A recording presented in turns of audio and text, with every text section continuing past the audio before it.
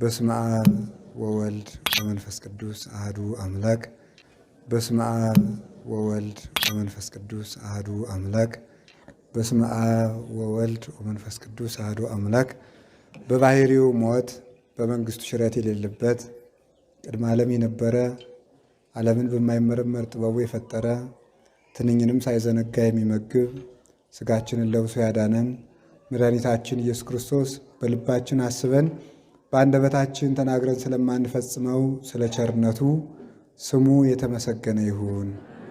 እግዚአብሔርን የወለደችልን እናታችን ቅድስት ድንግል ማርያም ወላዲተ አምላክ፣ ቅዱስ መስቀሉ፣ ቅዱሳን መላእክት፣ ሐዋርያት፣ ሰማዕታት፣ ደናግል፣ መነኮሳት፣ ነቢያት፣ ሁሉም ቅዱሳን ከእግዚአብሔር በታች እንደየክብራቸው ለእነሱ ምስጋና ይድረሳቸው። ስለ ጽዮን ዝም አልልም። የተከበሩ አባታችን መላከ ሰላም አባ ዘራ ዳዊት የዚህ ታላቅ ደብር አስተዳዳሪ፣ ቅድም የተጠራችሁት በአጠቃላይ ሊቃውንት፣ የእግዚአብሔር ቤተሰቦች አንድ አምላክ በሚሆን በአብ በወልድ በመንፈስ ቅዱስ ስም እንደምን ሰነበታችሁ?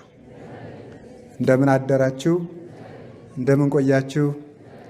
በሀብት ስቦ በረድኤት አቅርቦ እስከዚህ ሰዓት ያቆየን በቅዱስ ቦታው የሰበሰበን አምላካችን እግዚአብሔር ስሙ የተመሰገነ ይሁን። ሁላችሁም እግዚአብሔር በቸርነቱ እንኳን ለዚች ቀን ለእመቤታችን ለቅድስት ድንግል ማርያም በዓል በሰላም አደረሳችሁ። እንደወደደና እንደፈቀደ ልቡናችንን ከፍቶ እንዲያስተምረን ቅዱስ ፈቃዱ ይሁንልን። ወኢያረምም በይንተ ጽዮን ወኢያሐድግ በይንተ ኢየሩሳሌም በሚል ርዕስ እንማማራለን። ትንቢተ ኢሳይያስ ምዕራፍ 62 ቁጥር 1 ላይ የምናገኘው ኃይለ ቃል ነው። ወኢያረምም በይንተ ጽዮን ወኢያሐድግ በይንተ ኢየሩሳሌም። ስለ ጽዮን ዝም አልልም፣ ስለ ኢየሩሳሌምም ጸጥ አልልም። እስከ ትወፅእ ጽድቄ ከመ ብርሃን፣ ጽድቄ እንደ ብርሃን እስከሚገለጥ ድረስ ወየሐቱ መድኃኒቴ ከመ ማይቶት፣ መድኃኒቴም እንደ ጸዳል እስከሚያበራ ድረስ ስለ ኢየሩሳሌም ስለ ጽዮን ዝም አልልም። ወይሰመይ ስምኪ ስመ ሐዲሰ ዘሰመየኪ እግዚአብሔር፣ እግዚአብሔር በሐዲስ ስም ይጠራሻል። እግዚአብሔር ስምሽን አዲስ ብሎ ይጠራልሻል ይላል የሰራዊት ጌታ እግዚአብሔር። ወይሬው አሕዛብ ጽድቄ፣ አሕዛብ በአንቺ ያደረግኩትን ጽድቄን ያያሉ። ወነገሥት ስብሐቴ፣ ነገሥታትም በአንቺ በጽዮን የምገልጠውን ክብሬን ይመለከታሉ። ወተከውኒ አክሊለ ሰናይ ውስተ እደ እግዚአብሔር አምላክኪ፣ በእግዚአብሔር በአምላክሽ እጅ መልካም ያማርሽ አክሊል ትሆኛለሽ። ወአክሊለ ስብሐት ውስተ አምላክኪ፣ በእግዚአብሔር በአምላክሽ እጅ የክብር አክሊል የክብር ዘውድ ትሆኛለሽ። ወይትከውኒ ህድግተ፣ አንቺ ጽዮን ኢየሩሳሌም ተጥለሽ ተንቀሽ አትቀሪም ይላል እግዚአብሔር። ስለ ቃሉ የእግዚአብሔር ስሙ የተመሰገነ ይሁን። ኢሳይያስ ነው የተናገረው። ነቢዩ ኢሳይያስ በምርኮ ዘመን እስራኤል ተማርከው ፋርስ ባቢሎን በነበሩበት ዘመን የተነሳ ነቢይ ነው። ከደቂቀ ነቢያት አንዱ ነው። ይሄ ነቢይ ሀብተ ትንቢት ተነስቶት ሳለ በኋላ ንስሐ ገብቶ እግዚአብሔር ሀብተ ትንቢቱን የመለሰለት ልዑለ ቃል የሚባል ባለደረቅ ሐዲስ ወይም ብሉይ ኪዳንን እንደ ወንጌል የተናገረ ነቢይ ተብሎ ይጠራል። የኢሳይያስ ትንቢት ደረቅ ሐዲስ ይባላል። በመጻሕፍት ቋንቋ ደረቅ ሐዲስ ማለት የብሉይ ኪዳን ወንጌል ማለት ነው። እጽዋት ፍሬ ሲያፈሩ ገለባቸውን ልጠን የምንበላቸው እጽዋት አሉ። ሳንልጥ ከናገዳቸው የምንበላቸውም አሉ። ከሌላውም ለምሳሌ ሳይላጥ የሚበላ አንድ ፍሬ ራሳችሁ መጥቀስ ትችላላችሁ። ሙዙ ተልጦ ይበላል፣ ብርቱካኑ ተልጦ ይበላል፣ ሎሚው ተልጦ ይበላል። ሳይላጥ ከነቅርፍቱ የሚበላ ታውቃላችሁ? ምን አለ? ሳይላጥ እንዳለም ይበላል። እንደዚህ አለ። ልክ መጻሕፍትም በወርቃቸው የሚፈጸሙ አሉ፣ እንዳለ በቁማቸው ሰማቸውም ምስጢር ሆነው የሚተረጎሙ አሉ። በብሉይ ኪዳን ከተነገረው ትንቢት ውስጥ ኢሳይያስና ዳዊት የተናገሩት ደረቅ ሐዲስ ተብሎ ነው የሚጠራ። ደረቅ ሐዲስ እንዳለ ከዘመናት በኋላ የሚፈጸመውን በዘመኑ እንደተገኘ አድርጎ ዝም ብሎ ድንግል ትጸንሳለች ብሎ በአማርኛ መናገር የተገለጠ ነገር ነው። ይሄ የማይተረጎም ድንግል ትጸንሳለች፣ ስሙ አማኑኤል ይባላል። ይሄ ደረቅ ሐዲስ ነው እና ከዚህ የተነሳ ልዑለ ቃል ኢሳይያስ ተብሎ ይጠራል። ቃሉ ከፍ ያለ ከነቢያት ይልቅ በትንቢት የበለጠ ይባላል እና የኢየሩሳሌምን ምርኮ ኢየሩሳሌም እንደምትማረክ ይሄንን አስቀድሞ ነግሯቸዋል። ወያረምን በይንተ ጽዮን፣ እናንተ ገና የመከራ ወሬ መስማት አትፈልጉም ብዬ ኢየሩሳሌም ትማረካለች ብዬ መናገሬን አላቆምም። ጽዮን ትማረካለች ብዬ መናገሬን አላቆምም። እናንተ ክፉ ነገር መስማት አትወዱም፣ ክፉ ነገር ማድረግ ትወዳላችሁ እንጂ ለክፋታችሁ ክፋት ይመጣባችኋል ሲሏችሁ አትወዱም። ግን ባትወዱትም ክፉ ነገር ይመጣባችኋል፣ ጽዮን ትማረካለች፣ ረድኤት ከእናንተ ይርቃል ብዬ መናገሬን አላቆምም። ኢየሩሳሌም ትመዘበራለች ብዬ መናገሬን አላቆምም። መልሶ ደግሞ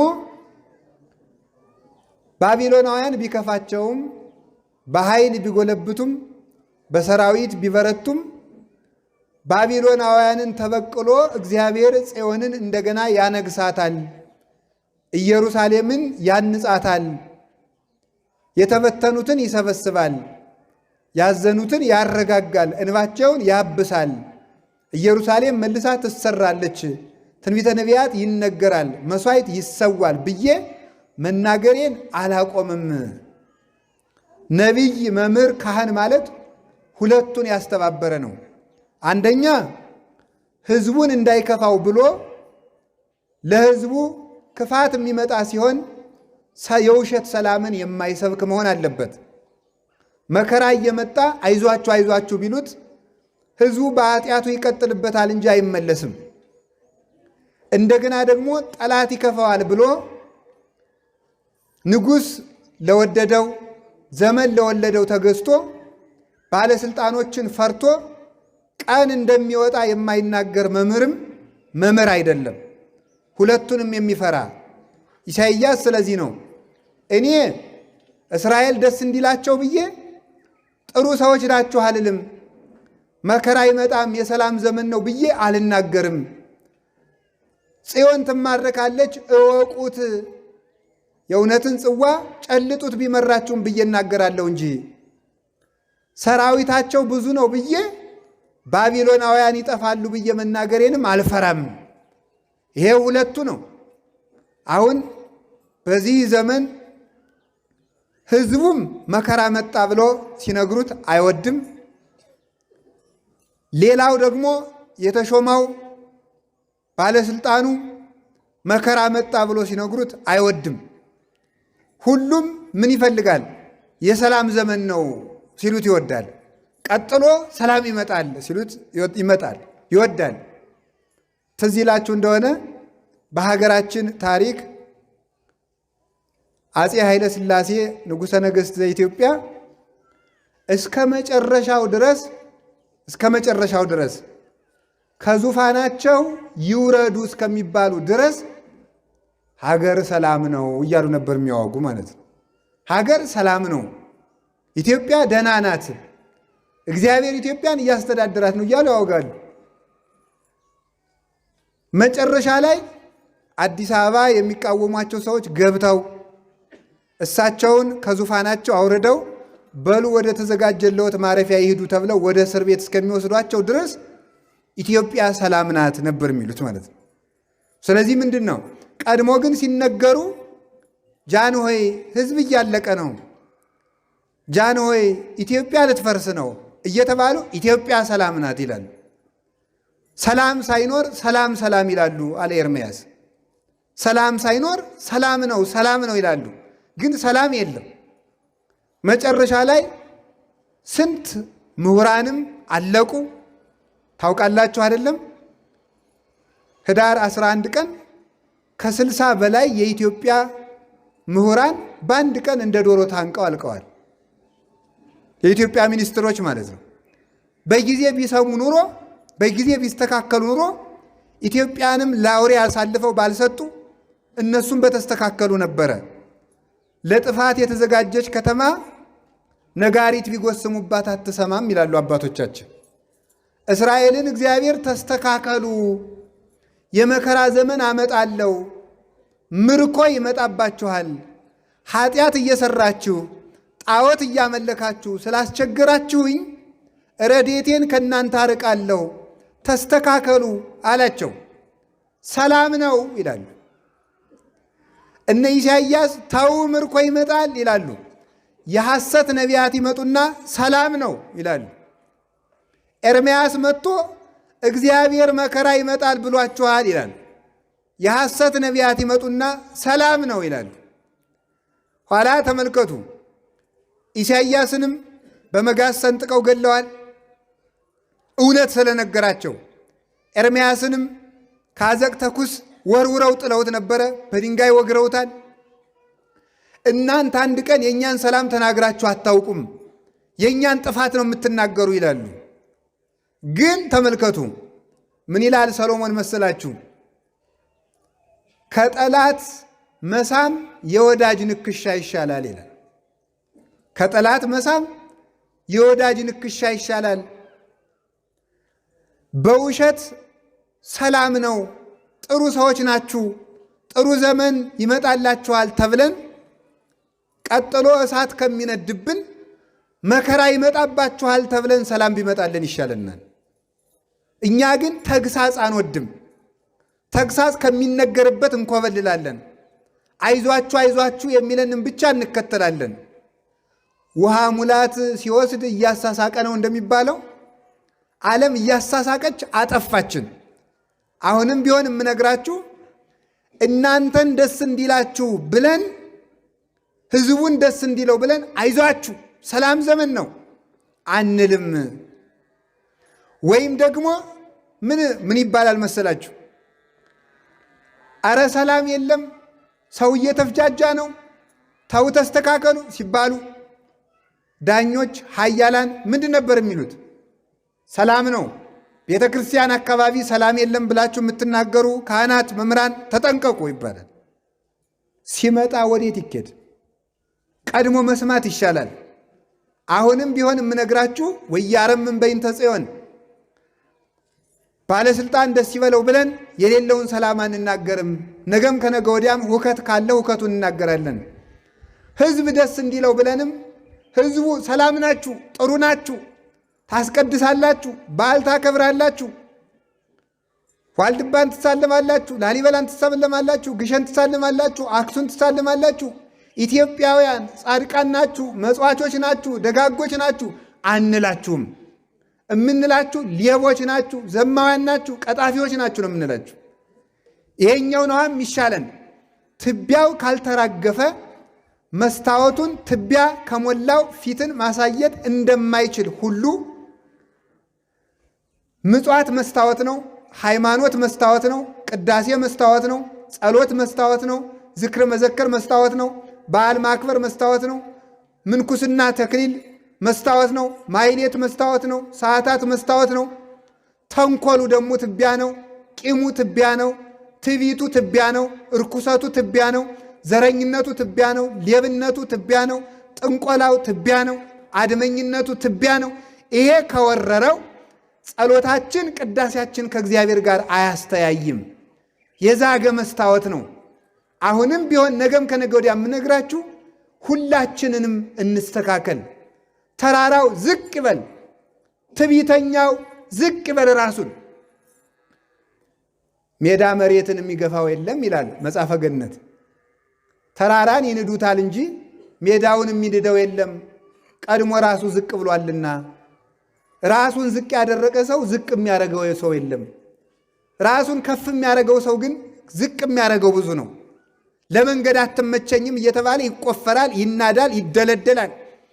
ትዕቢተኛን ሰው አጥፊው ብዙ ነው። ትሑትን ሰው ግን ማን ይገፋዋል? ተራራው ዝቅ በል፣ ስርጉጥጉጡ ይምላ፣ ጉጻጉጹ ጎድጓዳው ይምላ። ሁላችን ጎደሎዎች ነን። በጸሎት ጎደሎ ነን፣ በጾም ጎደሎ ነን፣ በስግደት ጎደሎ ነን፣ አነጋገራችን ጎደሎ ነው፣ በትጋት ጎደሎ ነን። ሙላታችን እየተመለከትን ባጭሩ ከምንረካ ጉድለታችን እያየን ብንተጋ ይሻለናል። ሞኝ ሰው ሰይፍ በራሱ አንገት ላይ ካላረፈ የጓደኛው ሞት አይገባውም ይላል ደራሲ። እውነት እኮ ነው። አልተረዳንም እንጂ እየሞትን ነው። ስለዚህ ጉድለታችን መሙላት፣ ጉጻጉዙ ይጠረግ። በልብስ የጠቀለልነው ኃጢአታችን መታየት አለበት፣ መጥራት አለበት። በነጭ ልብስ የጠቀለል ነው፣ በሻሽ የሸፈን ነው፣ በካባ የሰወር ነው፣ በቆብ የሰወር ነው፣ በቀሚስ የሰወር ነው፣ በማህሌት በቅዳሴ በመቋሚያ በጸናጽል በጭራ በመቋሚያ በጥላ የሰወር ነው። ከውስጥ ግን እንደ ተለሰነ መቃብር በውስጥ የሰበሰብነው ጉዳችን ወጥቶ መራገፍ አለበት። ያንን ነው ወያረምን በይንተ ጽዮን። እናንተን ይከፋችኋል ብዬ ስደት ይመጣል ብዬ መናገሬን አላቆምም። እናንተን ይከፋችኋል ብዬ ረሃብ ይመጣል ብዬ መናገሬን አልተውም። ውርደታችሁን እንጂ ሽልማታችሁን አልናገርም ሲል ኢሳይያስ ወያረምን በይንተ ኢየሩሳሌም ወያረም በይንተ ጽዮን ወያሃድግ በይንተ ኢየሩሳሌም። ጽድቅ እስከሚገለጥ ድረስ ኢየሩሳሌም አብርታ እስከምትታይ ድረስ ጽዮን እስከምትገለጥ ድረስ እኔ እውነት መናገሬን አላቆምም ይላል። ሁላችንም እንድንስተካከል አምላከ ቅዱሳን ይርዳን። አሁን አንድ የቤት ሥራ ሰጣቸዋለሁ። ከዛሬ ጀምሮ እስከ ልደት ድረስ እስከ ታኅሳስ 29 ድረስ ሁላችሁም ከነገ ጠዋት ጀምራችሁ ክፋታችሁን በወረቀት ጽፋችሁ እስከ ልደት ተስተካክለን መጨረስ አለብን። ያለባችሁን ጉድ ነገ ጠዋት ጀምራችሁ ሁላችሁም በወረቀት ጻፉ። እግዚአብሔርን ፊት ለፊት አድርጋችሁ ሌባ ከሆናችሁ ሌባ ነኝ ብላችሁ ጻፉ። ነገረ ሰሪ ከሆናችሁ ነገረ ሰሪ ነኝ ብላችሁ ጻፉ። ዘማዊ ከሆናችሁ ዘማዊ ነኝ ብላችሁ ጻፉ። ክፋታችን አስተካክለን የልደት አዲስ ሰውነት ይዘን መገኘት አለብን። አዲስ ኢትዮጵያ እንዲመጣ ከፈለጋችሁ አዲስ ሰውነት ይኖራል።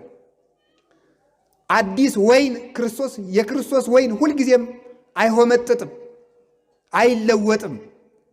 አሮየ ማሰሮ ስለሆን ግን ቢጨምርብን እናፈሰዋለን። ሰላሙ አይጠቅመንም። ለምን? ለሰላም የሚገባ ሰውነት ስለሌለን። በረከቱን አንቀበልም፣ ለበረከት የሚገባ ሰውነት ስለሌለን። ክፋታችን መተው አለብን። በእውነት ቂማችን መተው አለብን። እኔ እውነቴን ነው የምነግራችሁ። ተንኮለኛ ሰው እንኳን ስለት፣ እንኳን ምጽዋት፣ እንኳን ዝክር መሰከር፣ እንኳን የወርቅ ጥላ ማምጣት እጁን ቆርጦ ለእግዚአብሔር መስዋዕት አድርጎ ቢያቀርበው እንኳን እግዚአብሔር አይቀበልም። እግዚአብሔር የሚፈልገው የዋህ ሰውነት ነው። እግዚአብሔር የሚፈልገው ቂም የሌለበት ሕሊና ነው። ተመልከቱ። እግዚአብሔር ጥቀ ኄር እግዚአብሔር ለርቱዓነ ልብ እኮ እንደዚህ እኮ ነው። እግዚአብሔር ልቡናቸው ቅን ለሆነ ለእስራኤል ቸር ነው። ቅን ልቡና ላለው ጥመት ለሌለው ልቡ ለአብድ ውስጥ ተጸጋሙ አለ ሰሎሞን። የሰነፍ ሰው ልቡ በግራው ነው። ይሁላችሁ እንዴ የሌላ ሰው ልብ በቀኝ የአንዱ ሰው ልብ በግራው ነው እንዴ? የሰነፍ ሰው ልብ በግራ ነው ማለት ሁልጊዜ ግራ ግራውን ነው የሚያስብ ማለት ነው። ጠማማ ጠማማ ነው የሚያስብ እና ርቱዓነ ልብ መሆን ይገባል። በሰረቀለል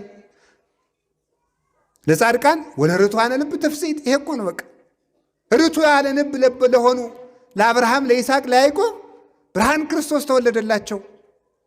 ለጠማማው ግን ክርስቶስ ሐዘን እንጂ ደስታ አይደለም።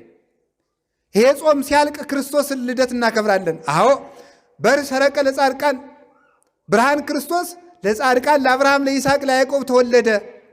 አንድም መጽደቅ ለሚሹ ሁሉ ተወለደላቸው። ለጠማሞች ግን ተወለደባቸው። ዝንቱ ሕፃን ስዩም ለድቀቶም ወለተንሥኦቶም። ይህ ሕፃን ለውድቀትም ለትንሣኤም የተሰየመ ነው። ክርስቶስ ለጠማሞች ውድቀታቸው ነው፣ ለቅኖች ትንሣያቸው ነው። ክርስቶስን ያህል ጌታ እያመለክን ገነትን ያህል ሀገር ተስፋ እያደረግን ድንግል ማርያምን ያህል እናት እያለን መስቀልን ያህል ጋሻ እያለን መነሳት ያቃተን ለምን ይመስላችኋል? ጠማሞች ስለሆን ነው። ጸሎት አንሶን መሰላችሁ?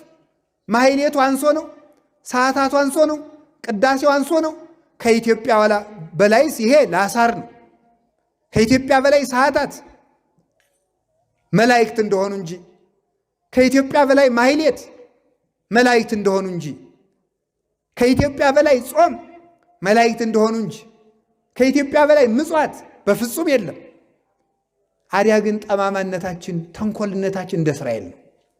ጠማሞች ነን፣ በእውነት ጠማሞች፣ ቀናተኞች፣ በባልንጀራችን ማማር ደስ የማይለን ጉጻጉጾች ነን በእውነቱ። ይሄን እግዚአብሔር አይወደውም። የዲያብሎስ መልክ ነው ይሄ። የማይታረቅ ልብ ያለው ሰው የዲያብሎስ የበኩር ልጁ ነው።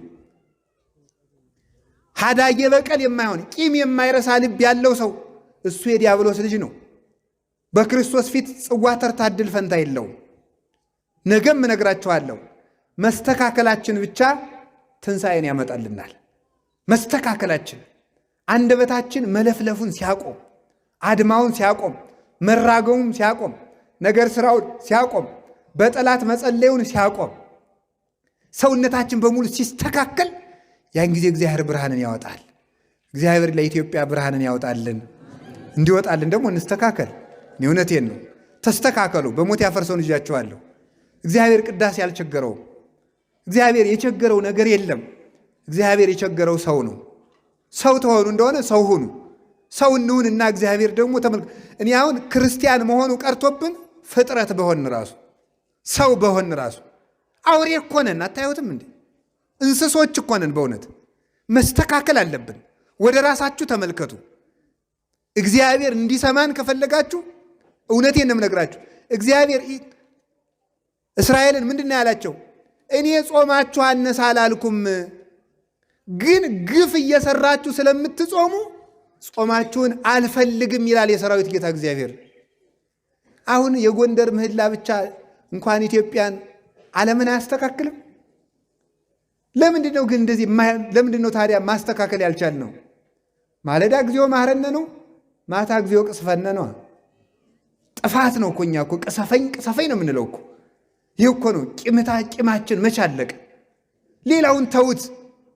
እግዚአብሔር የሚፈልገው ፍቅር ብቻ ነው። የሕግ ፍጻሜ ፍቅር ነው አለ ቅዱስ ጳውሎስ። የሕግ ፍጻሜ ፍቅር ነው። ሕግ ሁሉ የሚፈጸመው በፍቅር ነው። 10 ሕግጋት የሚፈጸሙት በፍቅር ነው። እና እግዚአብሔር ለሁላችንም ቅን ልቡና ያድለን፣ አዲስ ልብ ይስጠን፣ አሮጌውን ሰውነታችን ያራግፍልን መድኃኔዓለም። ይሄ ጾም ሲያበቃ የእኛ ግፍም እንዲያበቃልን መልካም ፈቃድ ይሆንልን። አሁን እንግዲህ ስለ ጽዮን ዝም አልልም። ጽዮን ማን ናት? ለጽዮን ዝም አለ ማለት ምንድን ነው የሚለውን አጠር አድርጌ ነግሬ ወደ ቅዳሴያችን እንሄዳለን። እግዚአብሔር ከሁላችን ጋር ይሁን። ስለ ጽዮን ዝም አልልም። ስለ ጽዮን ዝም አልልም ያለው ነቢዩ ኢሳይያስ ለጊዜው ይህን መከራ ለማስታወስ ነው። ፍጻሜው ግን ጽዮን ስለተባሉ ነገሮች ሁሉ ዝም ማለት አይገባም። የሰው ልጅ በሕይወት ዘመኑ ዝም ማለት የሚገባው ብዙ ነገር አለ። ጊዜ እስከሚያልፍለት ድረስ ሰው ዝም ማለት አለበት። የመናገሪያ ጊዜ አለው። አድማጭ በሌለበት መናገር ነውር ነው። እስመ ከመዝ ልማዶሙ ለአበው ይምትሩ ምክረ እማበ እዝን ዘይሰም። አባቶቻችን ከማይሰማ ሰው ጆሮ ምክር ማቋረጥ ልማዳቸው ነው አለ መጽሐፈ መነኮሳት። ከማይሰማ ሰው ጆሮ ምክር ማቋረጥ ለአባቶች ልማድ ነው። የማይሰማን ሰው መምከር ተመልከቱ፣ ካሸዋ ላይ ህንፃ እንደመስራት ነው ይላል ሲራክ። ደግሞ ለማይሰማ ሰው አይነገርም። ሰሚ በሌለበት አይነገርም፣ አይለፈለፍም። ሁለተኛ ያልተረዱትን ነገር ዝም ማለት ይገባል። ያልተረዱትን መናገር አገር ያፈርሳል። ጌታችን ኢየሱስ ክርስቶስ ብርሃነ መለኮትን በደብረ ታቦር በገለጠ ጊዜ ተመልከቱ፣ ብልጭ ሲያደርገው ብርሃነ መለኮቱን ሐዋርያት ፍግምግም ብለው ወደቁ። ኋላ ጌታ ምንድን አላችሁ? ወአዘዞሙ ከመ ይንግሩ ወይለመኑሂ፣ በተራራ ያዩትን ነገር ለማንም እንዳይናገሩ ከለከላቸው። ለምን? ክርስቶስ ብርሃኑን ሲገልጥ የእግዚአብሔር መምጣትና የዓለም ማለፍ መስሏቸው ስለነበረ ሄደው ሊናገሩ የነበረ ሐዋርያት ምን እያሉ መሰላቸው? ዓለም ልታልፍ ነው እያሉ ነበረ። ዓለም ልታልፍ ነው እያሉ ሊናገሩ ስለነበረ ያልገባችሁን ምስጢር አትናገሩ ለማለት አትናገሩ አላቸው። ስለዚህ ሰው ያልተረዳውን ነገር ዝም ማለት አለበት። የተሻለ ተናጋሪ ካለ እኛ ዝም ማለት መልካም ነው። አባ አጋቶን የሚባል መነኩሴ መነኮሳትን ሰብስቦ ከመጽሐፍ ቅዱስ አንድ ኃይለ ቃል አውጥቶ ጠየቃቸው። የዚህ ቃል ትርጉሙ ምንድን ነው አለ። ሁሉም እንደገባው ተናገረ። አንድ መነኩሴ እጁን አውጥቶ እኔ አላውቀውም አለ። ከሁላችሁ መልሱን ያወቀው ይህ ነው አለ። አላውቀውም ያለ ሰው እግዚአብሔር ዕውቀት ይጨምርለታል።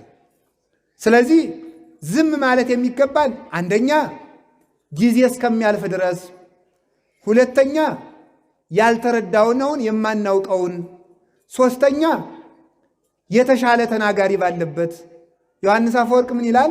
ሹመት ተሾም ብለው በለመኑ ጊዜ የሚሾም እያለ አትሾም፣ ከጠፋ ግን አልሾምም አትበል፣ መከራ መፍራት ይሆንብሃል ይላል። መከራ ፈርተ ነው እንጂ አዝን አይደለም። ስለዚህ የሚሻል እያለ እኔ ልበል አይባልም። በቤተ ክርስቲያን ስርዓት እየሰማችሁ ነው። በቤተ ክርስቲያን ስርዓት ልበል የሚባል ስብሐት ብቻ ነው። ስብሐት ልበል ነው የሚባለው። ስብሐት ልበል ይባላል። ላስተምር ግን አይባልም። እኔ ልቃኝ አይባልም። እኔ ልቀድስ አይባልም። እኔ ልተርጉም አይባልም። በሉ ነው የሚባለው። በሉ ነው የሚባል። ስብሐት ሲሆን ግን ያነሰውን ልበል የበለጠውን በሉ ይባላል። ሰው ዝም ማለት የሚገባው በዚህ ጊዜ ነው። ሞኝ ሰው የሚያስተምር ካለበት ያስተምራል። የሚያስተምር በሌለበት ሊማር ትምህርት ቤት ይሄዳል። ይሄ ግሩም ነው። አሁን አንዳንድ ሰው አይገርማችሁ? አንዳንድ ምዕመናን ከመምህራን ከመነኮሳት ከካህናት ሂዱና እነሱ 40 ደቂቃ ተናግረው ንስሐ አባትየው የሚናገር 3 ደቂቃ ነው። ይኸውላችሁ ጅል ሰው በሚማርበት ጊዜ ያስተምራል። በሚያስተምርበት ጊዜ ደግሞ ስለሌለው ሊማር ይሄዳል። ከምትማሩበት ቦታ አታስተምሩ።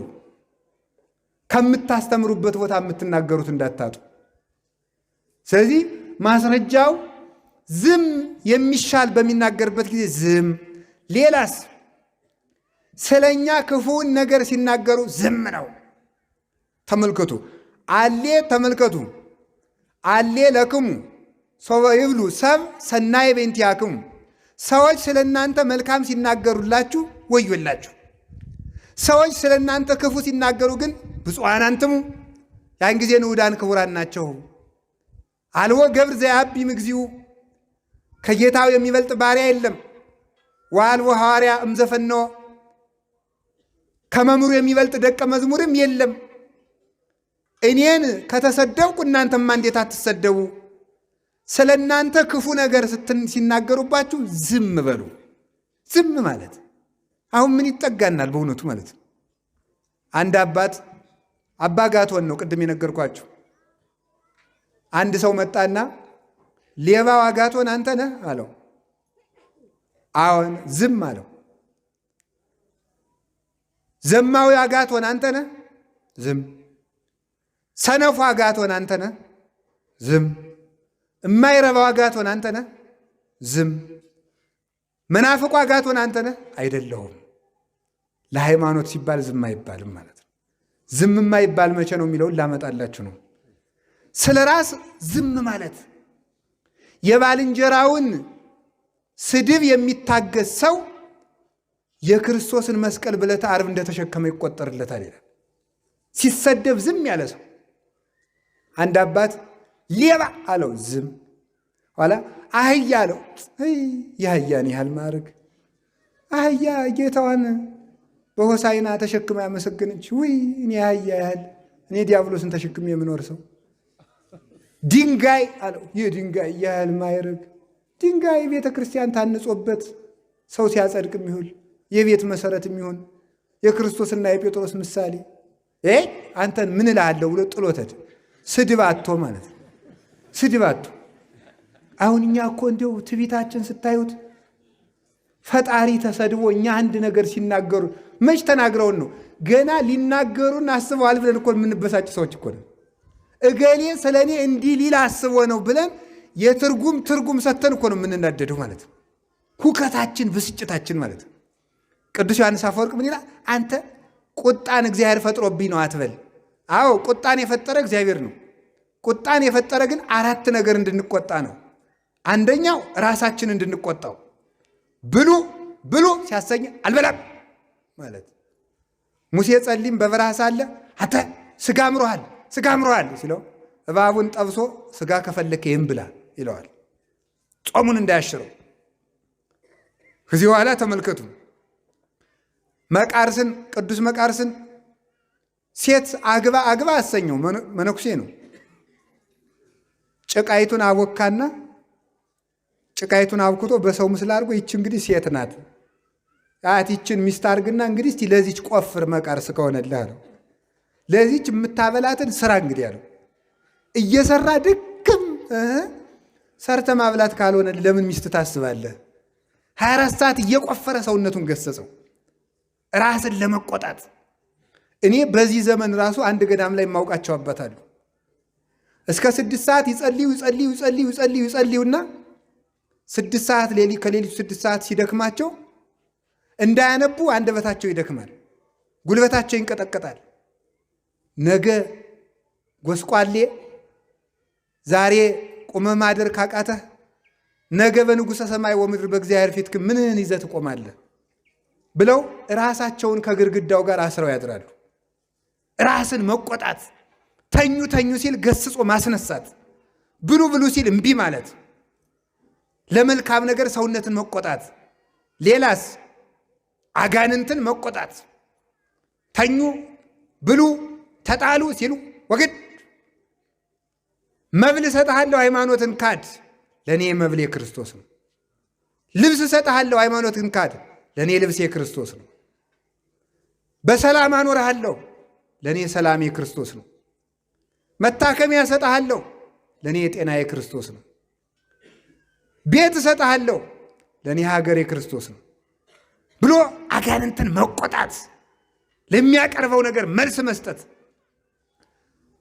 ዲያብሎስ መነኮሳትን በገዳም ባይታውያንን ከበዓታቸው ይሄድና በስግደት ይፈታተናቸዋል፣ በጸሎት ይፈታተናቸዋል፣ በትጋት ይፈታተነ ሁሉን ካሸነፉት ምን ያደርጋል መሰላቸው? ሰው ዞባቸው ይመጣል። እናንተን ማለት ነው የከተማ ሰዎች እናንተን ይዝና ቋንጣይቱን አስቀጥቅጦ ይችን አባቴ ባይሆን እሑድ ይቅመሱ ይላል። ያዘነ መስሎ አውቁ እኮ ነው። ይችን ይቅመሱ በእሷይቱ ለጨጓራው ጥሩ ናት ይላል። አዝኖለት ለባይታዊ አሁን ሰይጣን አዝኖ አውቆ እኮ ነው። ይውላችሁ ያለመዱትን ያስለምዳቸዋል። ግድ የለውትም አባቴ ቢኖሩልን ነው አገሪቱ በጸሎት በሶ ጸሎት እስቲ እንዲሰነብቱልን ይቅመሱን እህል ይቅሙ። ያችን ያበላቸዋል። ያችን መብል ሁልጊዜ አትገኛል። ሲጠፋ ከተማ ይመጣሉ። ያውቅበታል። አጀግኒ ዲያብሎስ አዝኖ ከመጨለቶ ዲኖ እሱ የሚያዝን እንደዚያ ይፈትና እምቢ ብለው ከገዳማቸው ሲጸኑበት ደግሞ ምን ያመጣል መሰላችሁ? በሽታ ያመጣባቸዋል። በበሽታ ስቂት ያደርጋቸዋል። በሽታውን ታግሰው ሲሰግዱ ሲጸልዩ ደግሞ ምን ይላቸዋል መሰላችሁ? አንተ እግዚአብሔርን ይህን ያህል ጨካኝ አረከው ይለዋል።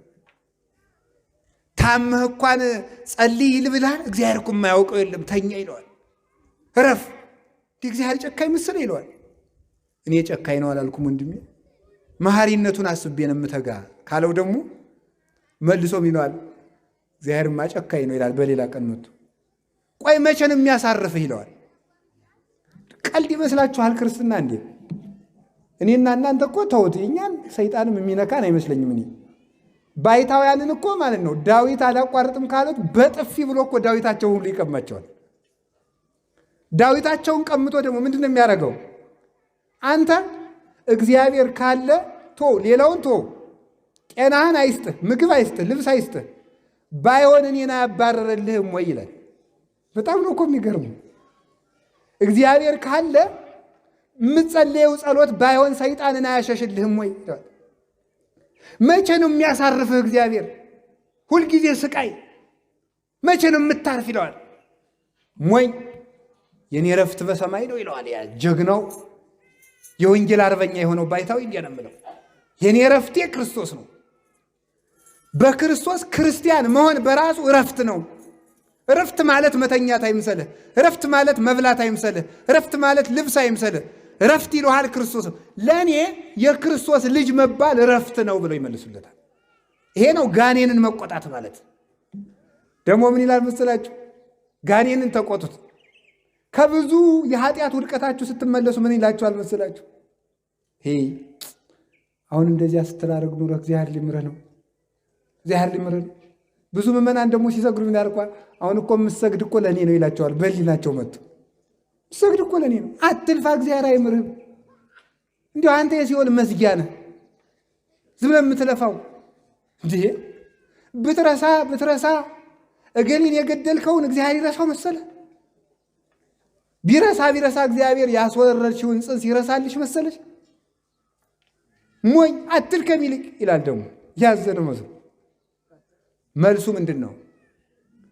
ሆነም ቀረም ከእግዚአብሔር አንተ አትሻለኝም ነው መልሱ። ባይምረኝ እንኳን እግዚአብሔር እያልኩ ሞታለሁ። አንተ ነፍሰ ገዳይ ነህ፣ አንተ ደም አፍሳሽ ነህ፣ አንተ ውሸታም ነህ። ለዲያብሎስ እንዲህ ብላችሁ መልሱለት። ማምላክ ዲያብሎስ በህሊናችሁ አትረቡም አትጠቅሙ ሲላችሁ አንተ መሸለት ወዲህ ነው ደግሞ የምትሰብከው። አንተ ከጥንት ጀምረ ባለቤቱ መድኃኔ ዓለም ኢየሱስ ክርስቶስ እስመ ሐሳዊ ውእቱ ወአቡኃ ለሐሰት የሐሰት አባቷ ነው ብሎብሃል። ወሶበ ይነብብ ሐሰተም ዚአሁ ይነብብ የውሸት ነቅነህ እስመ እምትካት ቀታሌ ነፍሰተ ውእቱ ብሎሃል። አንተ ነፍሰ ገዳይ ነህ። ነፍሰ ገዳይ ከመቸለት ወዲህ ነው ስለ ምሕረት የሚጠየቀው። ነፍሰ ገዳይ ከመቸለት ወዲህ ነው ሽማግሌ የሚሆነው። እባብን ለርግብ አዛኝ ያደረጋት ማን ነው? ዘንዶን ለበግ ግልገል አዛኝ ያደረገው ማን ነው? ነጣቂውን አንበሳ አዛኝ ያደረገው ማን ነው? ስለ ላም። ጅብን ስለ አህያ ተቆርቋሪ ያደረገው ማን ነው? አንተ ነፍሰ ገዳይ ነህ፣ ለእኔ ልትቆረቆርልኝ አትችልም ብሎ ዲያብሎስን መቆጣት። በጾም ጊዜ የምግብ ሽታ ሲያሸታችሁ ዲያብሎስን መቆጣት። እኔ የሕይወት እንጀራ ነኝ ብሏል መድኃኔ ዓለም ማለት። አኮ በህብስት ክመ ዘይሐዩ ሰብ፣ ሰው በእንጀራ ብቻ አይኖርም ብሏል መድኃኔ ዓለም ማለት። በምግብ በፍስክ ጊዜ የማታገኙትን ጋባዥ በጾም ጊዜ ሻይን ጠጣ የሚል ሰው እያንጓልል ያመጣላችኋል። ይሄ ዲያብሎስ ተንኮል እኮ ነው ይሄ ማለት። ይሄንን ራሱ አውቆ ለዲያብሎስ መልስ መስጠት። ስለዚህ ዲያብሎስን እንድንቆጣው በ9 ሰዓት አንድ የሚያቀምሳችሁ አትገኙ። 5 ሰዓት ላይ ግን የሚጋብዝ ሰው ይመጣል። ደረሰ አልደረሰ ብሎ ማለት። ይሄን ነው ዲያብሎስን መቆጣት፣ መናፍቃንን መቆጣት፣ አጋንንትን መቆጣት፣ ልጆችን ደግሞ መቆጣት፣ ተማሪዎችን መቆጣት፣ ትምህርት ሲያበላሹ። ይሄ ነው ተመልከቱ። ይሄንን በዚህ ጊዜ ምን ማድረግ ይገባ? መቆጣት። ራስህን ሲናገሩ ግን ዝም በል፣ የማታውቀውን ዝም በል፣ የሚያውቁት ይናገሩ፣ አንተ ዝም በል፣ ጊዜ እስከሚያልፍ ድረስ ዝም በል። ለሁሉም ጊዜ አለው። በዚህ ጊዜ ዝም ማለት ይገባል። ዝም ማንልሳ ስለምንድን ነው ብትሉኝ፣ ስለ ጽዮን። እስኪ በሉላችሁ። አዎ ስለ ጽዮን ዝም አንልም። ስለ ስድብ፣ ስለ እርኩስ ነው ቢሉን ምን ቢሉን ዝም እንላለን። ስለ ጽዮን ግን ዝም አንልም። ስለ ጽዮን ዝም ማለት ያስቀጣል። ጽዮን የተባለችው አንደኛ ታቦተ ጽዮን ናት። ታቦተ ጽዮንን ሁላችሁ እንደምታውቁት ሕያው እግዚአብሔር በይቅርታው በቸርነቱ የሰውን ልጅ ከማዘኑ የተነሳ ለሰው ልጅ ሰውን ከመውደዱ የተነሳ በሙሴ ዘመን 10ሩን ቃላት በግብር አምላካዊ ጽፎ ለሙሴ ሰጥቶታል። ከኦሪት ዘጸአት ምዕራፍ 25 ከቁጥር 1 ጀምሮ እንደምታነቡት 10ሩን ቃላት በሁለት ጽላት እግዚአብሔር ጽፎ ሰጥቶታል። ይህንን ጽፎ የሰጠበት ምክንያት ስለ ሁለት ነገር ነው። አንደኛ ሰው ስለከፋ ነው። ቀድሞ ታቦት አልተጻፈም ነበረ። ታቦት የመጣው የሰው ልጅ ከክብሩ ስለተዋረደ ነው። እስከ ሙሴ ድረስ ታቦት አልነበረም። ለምንድን ነው ያልነበረው ስትሉ፣ ሰው ራሱ ታቦት ስለነበረ ነው። ሰው ራሱ ታቦት ነበረ።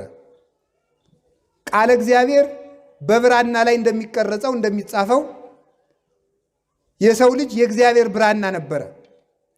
እግዚአብሔር ይጽፍበት ነበረ። በኋላ ግን ሰው እየከፋ ሲመጣ፣ የሰው ልጅ እየደበዘዘ ሲመጣ በተዘረሰ በተደለዘ ብራና ላይ ማን ይጽፋል? ሰው እየከፋ ሲመጣ የእግዚአብሔር የሕጉ ማደሪያ መሆኑ እየቀረ መጣ። እየቀረ ሲመጣ በልባችን ይጻፍ የነበረውን ሕግ እግዚአብሔር በድንጋይ ላይ ጽፎ ሰጠ። ሰው መውረዱ ነው። አንድ እሱ ነው። ሁለተኛ የሰው ልጅ እግዚአብሔር መስሎ የተፈጠረ ነውና የሚታይ የሚዳሰስ የአምልኮ መሳሪያ አያሻውም ነበረ። ሰው እየበደለ እየወረደ ዝቅ እያለ ከልልና ነፍስ እየወረደ ሲመጣ የሚዳሰስ አምላክ ፈለገ፣ የሚታይ አምላክ ፈለገ፣ ምልክት ፈላጊ ሆነ። ከዚህ የተነሳ እግዚአብሔር ቸር ነውና ለተቀረጹ ለአሕዛብ ጣዖታት እንዳይሰግዱ የሚታይ የአምልኮ መስመር ከፈለጋችሁ እናንተ ወደ እኔ የምትመጡበት እኔ ወደ እናንተ የምመጣበት ምልክት የሚሆን የሚዳሰስ የከበረ ነገር ልስጣችሁ ብሎ እግዚአብሔር ሙሴን ወደ ተራራ አውጥቶ 40 መዓልት 40 ሌሊት ከጾመ በኋላ 10 ሕግጋትን በሁለት ጽላት እግዚአብሔር በጣቱ ጽፎ ማለት እግዚአብሔር በጣቱ እንዲህ እያደረገ ይጽፋል ማለት አይደለም። በስልጣኑ ተጻፉ ሲላቸው እግዚአብሔር አክብሮ በሁለት ጽላት ቀርጾ ሰጠ። ያንን ጽላት ቀርጾ ቢሰጥም ነገር ግን ሰዎች ጣዖት እያመለኩ ስላስቸገሩ ከመሬት ሙሴ ጽላቱን ይዞ ሲመጣ እስራኤል ጣዖት እያመለኩ አገኛቸው። ያንን አንዱን ጣዖት በአንድ ጽላት አንዱን ጣዖት በአንድ ጽላት ቢመጣ ሁሉም ተሰበረ። ኋላ እግዚአብሔር ሙሴን ምን አደረገው? ቀድሞ እንዳሳየው አድርገህ ሸምሸር ሰጢን ከሚባል ወይም ግራር እንጨት ነው ከማይነቅዝ እንጨት ሙሴ አንተ ታቦት ቀርጸህ ውጣ እኔ ባርካቸዋለሁ አለ። ሙሴ ሁለቱን ጽላት ከማይነቅዝ እንጨት ቀርጾ ወጣ። ከማይነቅዝ እንጨት ሲቀርጽ በወርቅ እንዲለብጠው፣ መያዣ ቀለበት እንዲያበጅለት፣ መሸከሚያ እንዲያበጅለት፣ መግጠሚያ እንዲሰራለት፣ መቀመጫ እንዲያበጅለት፣ ከውስጡ ላይ ደግሞ የፈሰሰ ወይም ደግሞ ብጽብጽ ወርቅ የደቀቀ የላመ ወርቅ እንዲያፈስበት፣ በወርቅ እንዲያስጌጠው እግዚአብሔር አዘዘው።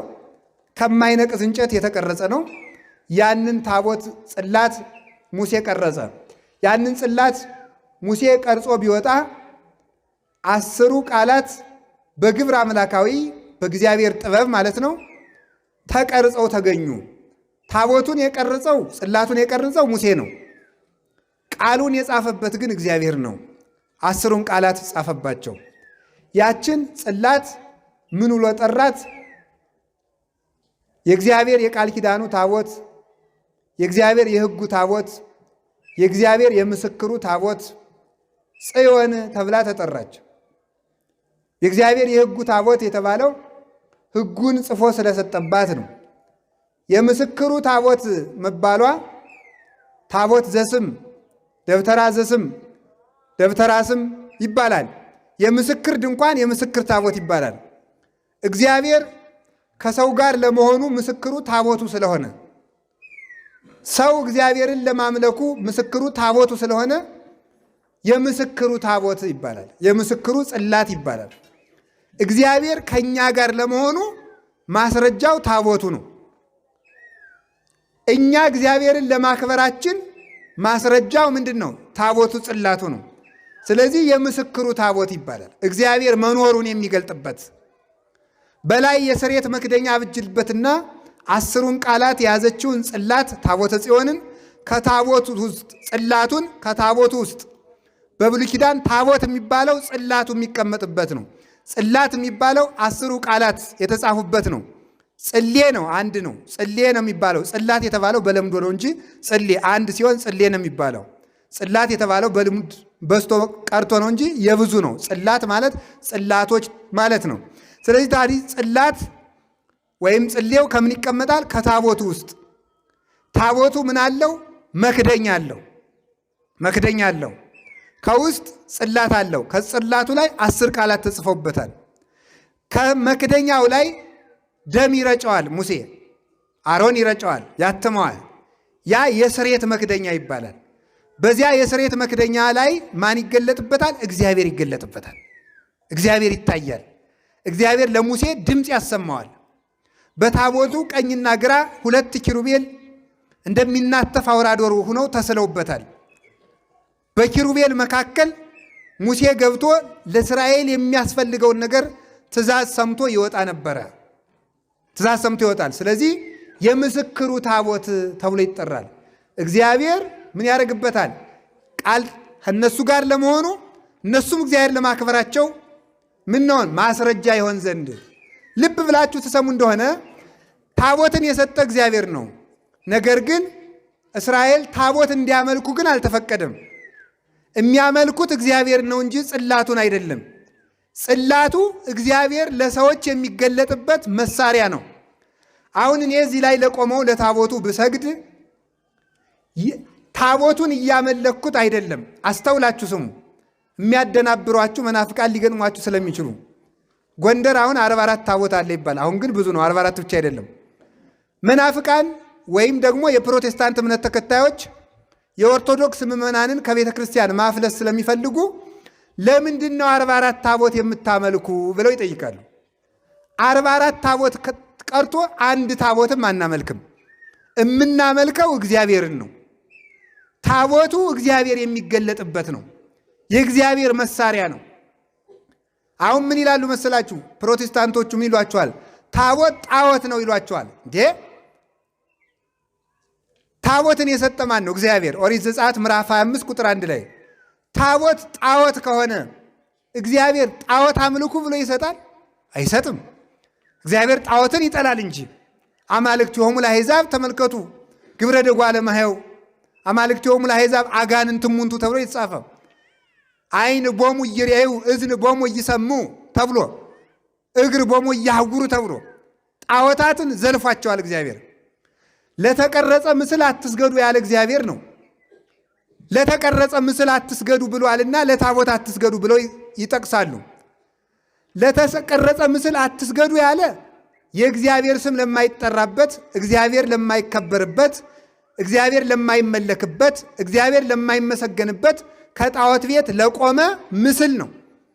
የእግዚአብሔር ስም ለተጻፈበት፣ የእግዚአብሔር ስም ለተቀረጸበት ግን መስገድ ለእግዚአብሔር እንጂ ለሌላ አይደለም። አሁንም ቢሆን የምታስተውሉት ታቦት አናመልክም። ኢትዮጵያ 44 ታቦት ብቻ አይደለም ያሏት፣ ብዙ ሚሊየን ታቦት ሊኖራት ይችላል። ያንን ሚሊየን ታቦት ግን አታመልክም። የምታመልከው እግዚአብሔርን ነው። ስለዚህ ይሄ ታቦት የምስክር ታቦት ነው እንጂ የአምልኮ ታቦት ወይም የምናመልከው ታቦት አይደለም። የምስክር ታቦት ማለት ምን ማለት ነው? እግዚአብሔር ከኛ ጋር መሆኑን በዚህ ታቦት ይገልጣል። እኛ እግዚአብሔርን መውደዳችንን በዚህ ታቦት እንገልጣለን። እግዚአብሔር በዚህ ይገለጣል። በስርየት መክደኛው ላይ ሁኜ እኔ እገለጥልሃለሁ ያለ እግዚአብሔር ነው። ኦሪት ዘጸአት ምዕራፍ 25 ላይ በታቦቱ መክደኛ ላይ እኔ እገለጥልሃለሁ። ታቦት ብዙ ሰዎች ምን ይላቸዋል መስላችሁ? ታቦት የእግዚአብሔርን ክብር ይጋርዳል። ኦርቶዶክስ ታቦት፣ የተክለ ሃይማኖት ታቦት፣ የገብረ መንፈስ ቅዱስ ታቦት፣ የጊዮርጊስ ታቦት እያለች የክርስቶስን ክብር ሸፍናለች ይላሉ። ታቦት ግን የእግዚአብሔር የክብሩ መገለጫ ነው እንጂ የእግዚአብሔርን ክብር የሚሸፍን እንዳለ አይደለ። እግዚአብሔር ለሙሴ በታቦቱ ላይ እገለጣለሁ አለ። እግዚአብሔር ታቦቱን እኔን ይጋርደኛል፣ ከእኔና ከእናንተ መካከል ግድግዳ ይሆናል፣ እኔን ይሸፍነኛል ሳይሆን በታቦቱን እኔ እገለጣለሁ ነው የሚለው። ይልቁንም ታቦት የእግዚአብሔር መገለጫ ከሆነ ከታቦት ዳር ዳር የሚሉ ሰዎች እግዚአብሔር በሌለበት ይኖራሉ ማለት ነው። ምክንያቱም እግዚአብሔር በታቦቱ እገለጣለሁ ብሏልና። ስለዚህ የምስክር ታቦት ይባላል። ታቦቱን እግዚአብሔር ምን ሆኖታል? የስርየት ታቦት ብሎ ይጠራዋል። የስርየት ታቦት እግዚአብሔር የኃጢአት ስርየትን የሚሰጠው በዚህ ነው፣ በታቦቱ ነው። ታቦቱ መሰዊያ ይባላል። ሙሴ በጉን የሚያቀርበው በመሰዊያው ላይ ነበረ። እግዚአብሔር የሙሴን የአሮንን መስዋዕት በታቦቱ ተቀብሎ ለነሱ ስርየትን ይሰጣል። ስለዚህ ታቦት ማለት የኛ ጸሎት የሚያርግበት የእግዚአብሔር ምሕረት የሚወርድበት ነው። ሰው ጸሎቱን በታቦት ወደ እግዚአብሔር ያሳርጋል። ሰው ምሕረትን በታቦት ከእግዚአብሔር ይቀበላል። እግዚአብሔር ለእስራኤል ምሕረትን የሚሰጣቸው በታቦቱ ነው። የእስራኤል እንባ የሚያርገው ደግሞ በታቦቱ ነው። ስለዚህ የስርየት ታቦት ነው፣ የምስክር ታቦት ነው፣ የቃል ኪዳን ታቦት ነው። እግዚአብሔር ለአብርሃም የማለውን ቃል ኪዳን የጠበቀው በታቦት ነው። እግዚአብሔር ለአብርሃም ልጆችን ርስት አወርስልሃለሁ ብሎት ነበረ። ርስትን እንዲወርሱ እግዚአብሔር የጠበቃቸው በቃል ኪዳኑ ነው። እግዚአብሔር ለእኛ ያለውን ጥበቃ የሚገልጥበት ታቦቱ ነው። እስራኤል ሁልጊዜ ከማለላቸው ቦታ እንደሚያደርሳቸው የሚያረጋግጡት በታቦተ ጽዮን አማካኝነት ነበረ። ስለዚህ ምን ትባላለች? እግዚአብሔር የማለላቸውን ርስት የሚሰጣቸው በታቦተ ጽዮን አማካኝነት ስለሆነ ምን ትባላለች? የቃል ኪዳን ታቦት ትባላለች። ኢትዮጵያ የእግዚአብሔር ሀገር፣ የቃል ኪዳን ሀገር የምትባል በልዩነት ለዚህ ነው። የቃል ኪዳኑን ታቦት ስለያዘች የቃል ኪዳን ሀገር ትባላለች። የቃል ኪዳኑን ቀስተ ደመና ስለያዘች የቃል ኪዳን ሀገር ትባላለች። እግዚአብሔር ዓለምን እንደማያጠፋት አራት መሰረታዊ ነገሮችን ሰጥቷል። እግዚአብሔር ዓለምን እንደማያጠፋ እግዚአብሔር ምልክት አድርጎ የሰጣቸው ነገሮች አሉ። አንደኛው የኖህ ቀስተ ደመና ነው። ሁለተኛው ታቦተ ጽዮን ነው። ሶስተኛይቱ ድንግል ማርያም ናት። አራተኛው መስቀል ነው። አራቱንም በልዩነት ይዛ የምትገኝ ኢትዮጵያ ብቻ ናት። ከዚች ምድር የፈጠረን እግዚአብሔር የተመሰገነ ይሁን በእውነት ማለት ነው። አራቱንም ይዛ የምትገኝ ይሄው የኢትዮጵያ የኖህን ቃል ኪዳን ይዛለች። ቀስተ ደመናችን ተመልከቱት። ባንዲራው ሰንደቅ ዓላማው የኢትዮጵያ ቀይ፣ ቢጫ፣ አረንጓዴ ነው። ይሄ ኢትዮጵያ እንዳትጠፋ የሚጠብቃት ቃል ኪዳን ይሄ ነው አንዱ።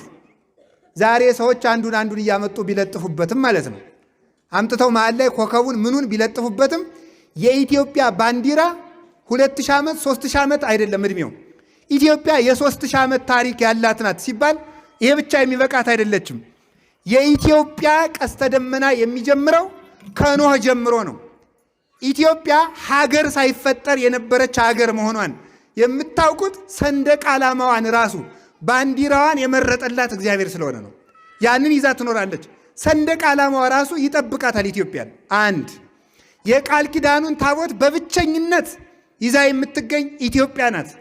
እንኳንስ አይሁድ ይቅርና በክርስትና ያመኑት ህንድ፣ ሶሪያ፣ ኢትዮጵያ፣ ሌሎችም ኤርትራ አለች፣ ሌሎችም ደግሞ የግብፅ አለች። በኦርቶዶክስነት አንድ የሆኑት ታቦት ያላቸው ኢትዮጵያና ኤርትራ ብቻ ናቸው። ሌሎቹ የላቸውም። ኦርቶዶክስ ቢሆኑም የላቸውም። ግብፅ የላትም፣ ሶሪያ የላትም፣ አርመን የላትም፣ ህንድ የላትም። ግን ኦርቶዶክሶች ናቸው። እነሱ የላቸውም። እኛ በልዩነት ግን የቃል ኪዳን ሀገር። ሮም ራሷ ካቶሊክ ራሷ አሁን ግን ቀንታ አዲስ አበባ ታቦት ማውጣት ጀምራለች። ይገርማል እኮ ሮም ራሱ ይኸውላችሁ ቫቲካን ቅድስቲቱ ከተማ የካቶሊክ ቅድስቲቱ ከተማ የምትባለው ሮም ናት፣ ቫቲካን። እዚያች እንግዲህ ታቦት አይወጣም። ኢትዮጵያ ያሉ ካቶሊኮች ግን ከኛ ኮርጀው ታቦት ያወጣሉ። በጣም ነው የሚደንቀው ማለት ነው። እስከ ዛሬ ድረስ ከነገሯ ሁሉ የሮም ቤተክርስቲያን እግዚአብሔር ይስጣትና ታቦት አለኝ ብላ አታውቅም። ሰምተናት አናውቅም። ታቦት አለኝ የምትል ጽላት የምታከብር ኢትዮጵያ ብቻ ናት። የቃል ሁለት ጡት ያላት ቤተክርስቲያን። ሁለት በአንድ ጡት የሚያድግ ልጅ አይታችሁ ታውቃላችሁ? አሁን አንድ ልጅ የእናቱን አንዱን ጡቷን ብቻ ቢጠባም ይሆናል፣ አንዱ ያማታል። ኢትዮጵያ ኦርቶዶክስ ተዋሕዶ ቤተክርስቲያን ሁለት ጡት አላት፣ ብሉይ ኪዳንና ሐዲስ ኪዳን። ሁለቱ ጡቶች የኦሪት ታቦትን አጽንታ ያዘች፣ ሐዲስ ኪዳንን አጽንታ ያዘች። በአንድ ክንፍ የሚበር ንስር አይታችሁ ታውቃላችሁ? የለም። አንድ ክንፉን ከተመታ መብረር አይችልም። የኢትዮጵያ ቤተክርስቲያን የመከራን የጦርነትን ረግረግ በክንፎቿ እየበረረች የምታልፈው በእነዚህ ክንፎች ነው። በብሉይ ኪዳን በሐዲስ ኪዳን ታቦተ ጽዮን አለቻት። የሐዲስ ኪዳን ታቦትም አላት። ያቺ ጽዮን ትባላለች። ስለዚህ ስሬት ምሳል ወመስጋድ ወመስተስሪያ ኃጢአት ስሬት ኃጢአት የሚገኝበት የስግደት ማቅረቢያ የአምልኮ ማዕከል እግዚአብሔርና ሰው የሚገናኙበት ታቦተ ጽዮንን እግዚአብሔር ጸጠ። ጽዮን ማለት አንድም ሞቃታማ ብርሃናማ ፀሐያማ ማለት ነው። ፀሐይ የማይለየው ማለት ነው ጽዮን ማለት። በሌላ በኩል ጽዮን ማለት ከፍ ያለ ማለት ነው። በሌላ በኩል ጽዮን ማለት አምባ ማለት ነው። ጽዮን ማለት መጠጊያ ማለት ነው። እነዚህ ችን ጽዮን የተባለች ታቦት ከሰጣቸው በኋላ እስራኤል መንገድ ሲሄዱ ደብተራ ድንኳን፣ ደብተራ ኦሪት ተሰራች። ደብተራ ማለት ድንኳን ነው። ከዚያ ውስጥ ታቦቱን አስቀመጠ ሙሴ። ከዚያ ውስጥ ድንኳኑን አስቀመጠ። እግዚአብሔር በዚያ ላይ 7 ደመና አስቀመጠ። ያ ደመና ሌሊት የብርሃን አምድ ይሆናል፣ ቀን ደግሞ ፀሐይ ይጋርድና ደመና ይሆናል። ታቦት ስትንቀሳቀስ እስራኤል መንገድ ይጀምራሉ። ታቦቲቱ ካለችበት ያድራሉ። ታቦቱ መንቀሳቀስ ካቆምና እዚች ላይ ነው የምታድር ታቦተ ጽዮን ከተባለ እስራኤል ያድራሉ። ታቦቷ ስትንቀሳቀስ ይንቀሳቀሳሉ። ታቦቱ በተንቀሳቀስበት ታቦቱ ባለበት መና ይወርድላቸዋል። ታቦት ባለችበት ውሃ ከጭንጫ ይፈልቅብላቸዋል። ታቦቷን ይዘው ሲነሱ ጠላት ይሸነፍላቸዋል። ታቦቷን ብድግ ሲያደርጓት እንደ ቅጠል ረግፎላቸው ያድራል። ያሸንፋሉ፣ ድል ይነሳሉ። ታቦተ ጽዮንን ይዘው ዮርዳኖስን ከፍለው ተሻግረዋል። ካህናት ታቦተ ጽዮንን ይዘው ወደ ዮርዳኖስ ባህር ሲገቡ ዮርዳኖስ ተከፈለላቸው። 12 ድንጋይ ይዘው ተሻገሩ። ታቦተ ጽዮንን ይዘው በኢያሱ አማካኝነት አማሌቃውያንን በሙሉ ድል ነሱ። በመንገድ የገጠሟቸውን አላሳልፍ ያሏቸውን ሁሉ። ዋናው ጠላታቸው ቀድሞ ሙቷል፣ ፈርዖን ነው። ባህር ውስጥ ሰጥሞ ቀርቷል። መንገድ ለመንገድ የሚያስቸግሯቸው ጠላቶቻቸውን ደግሞ ጽዮንን ይዘው ሲንቀሳቀሱ ይረግፍላቸዋል። መጨረሻ ላይ ርስት ሊገቡ ሲሉ የኢያሪኮ ግንብ ተጋርዶ ቢያስቸግራቸው ታቦተ ጽዮንን ይዘው 7 ጊዜ ሲዞሩት ግንቡ ፈርሶላቸው ርስታቸውን ወረሱ። ማርና ወተት ከምታፈሰው መሬት ገቡ። ርስት የወረሱ በታቦተ ጽዮን።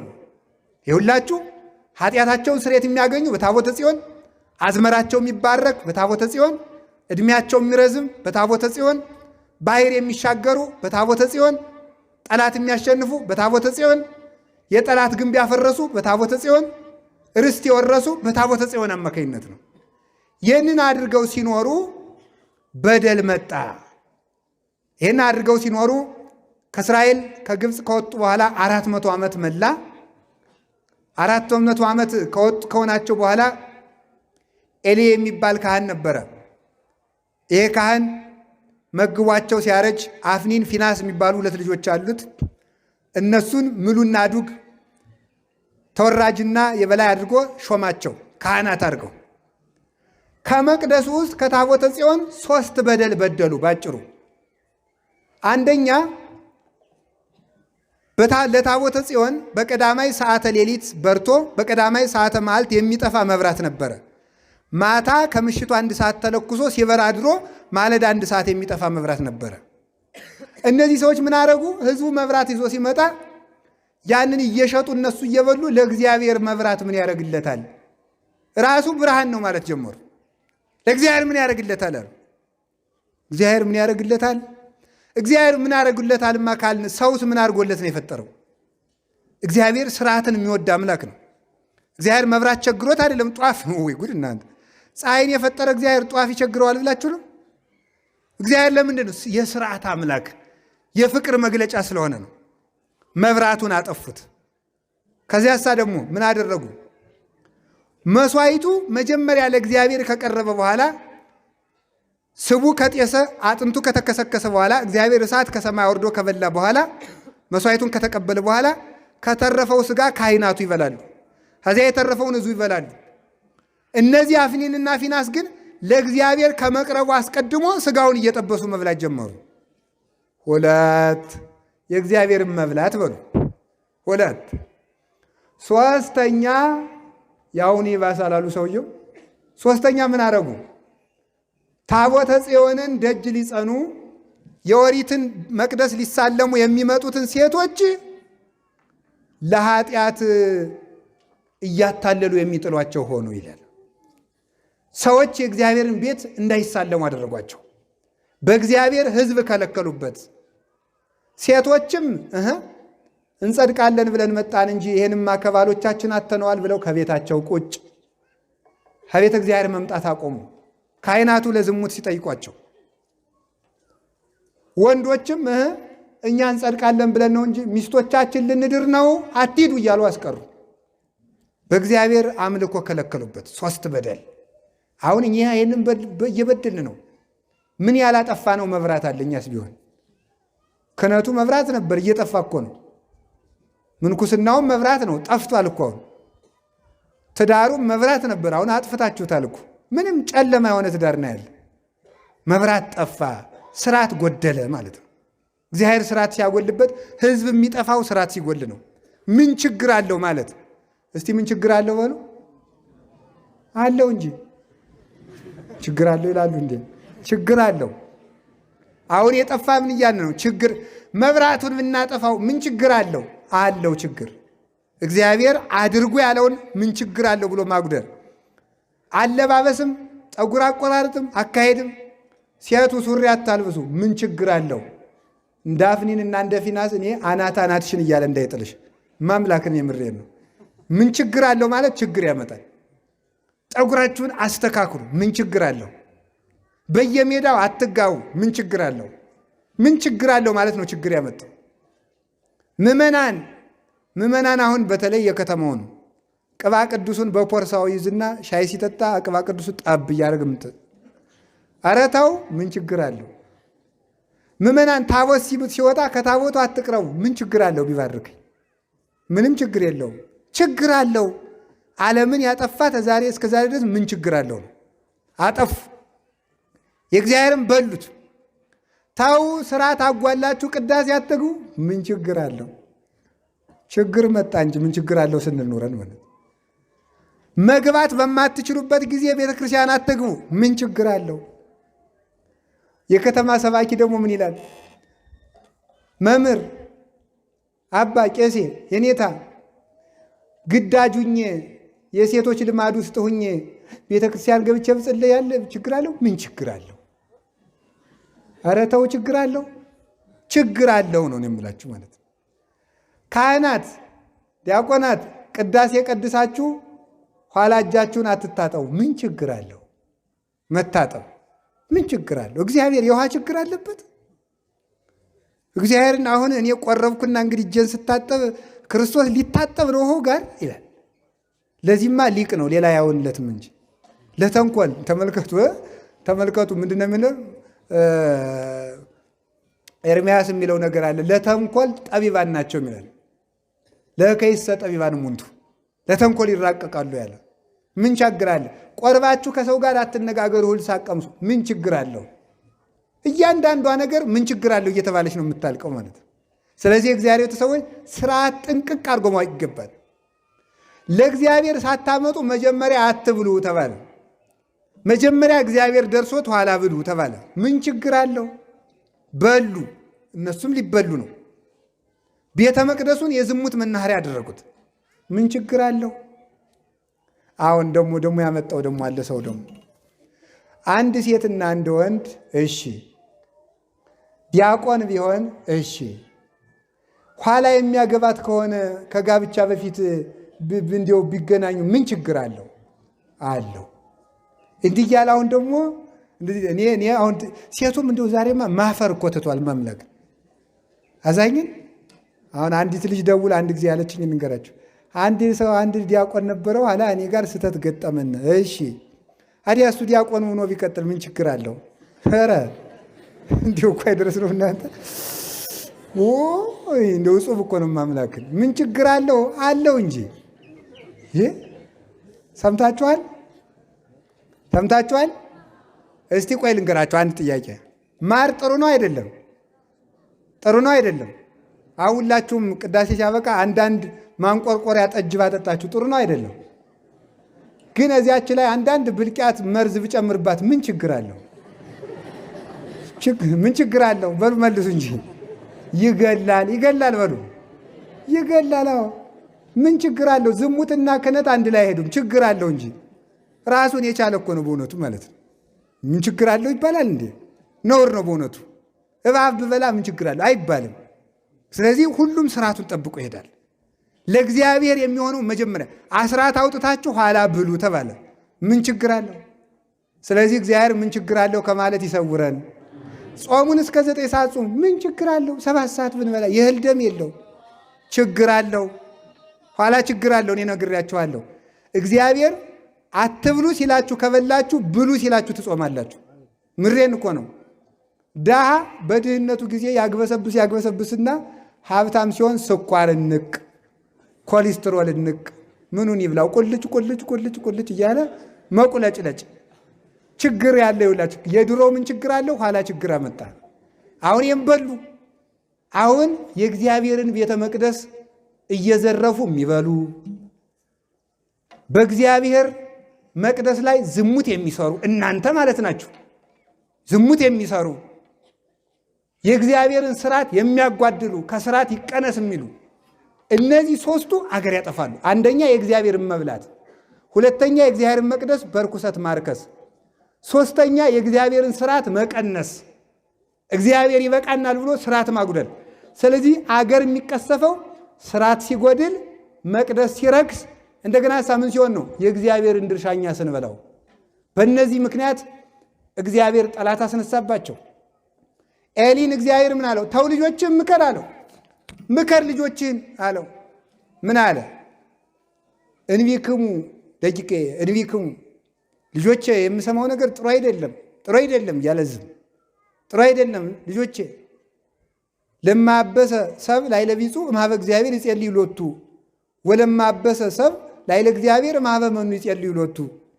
ግራ ንግግሩ ጥሩ ነው። ሰው ከሰው ጋር ቢጣላ ከእግዚአብሔር ያስታርቁታል፣ ወደ እግዚአብሔር ይጸልዩለታል። ሰው ከእግዚአብሔር ጋር ከተጣላ ግን ወደ ማን ይጸልዩለታል አላቸው። ውሃ ቢያንቅ በምን ይውጡ፣ ምላጭ ቢያብጥ በምን ይበጡ። ወዴት ነው? ተው አላቸው። ታው ምከራቸው፣ ከሹመታቸው ሻራቸው አለው እግዚአብሔር።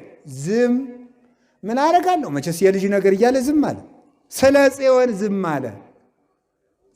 ስለ ጽዮን ነው። እግዚአብሔር ፍልስጤማውያንን አስነሳ። ፍልስጤማውያን መጡና ጦርነት ገጠሙ። እስራኤል እንቅጠም እንግዲህ መቼስ ወንድ ይሉን ሴት ይሉን ብለው ገጠሙ። 4000 ሰው በአንድ ቀን አመድ ሆነ። ተመልከቱ። ለምን አውደቀን እግዚአብሔር ውስጥ ወደ ኤሎፍሊ። እግዚአብሔር ለምንድን ነው ወደ ኤሎፍላውያን አሳልፎ የሰጠን? አይውላችሁ ስሙ። እግዚአብሔር በሉ ለምን አሳልፎ ሰጠን በሉ። መልሱን እንግዲህ ስሙ። ለምንድን ነው አሳልፎ የሰጠን?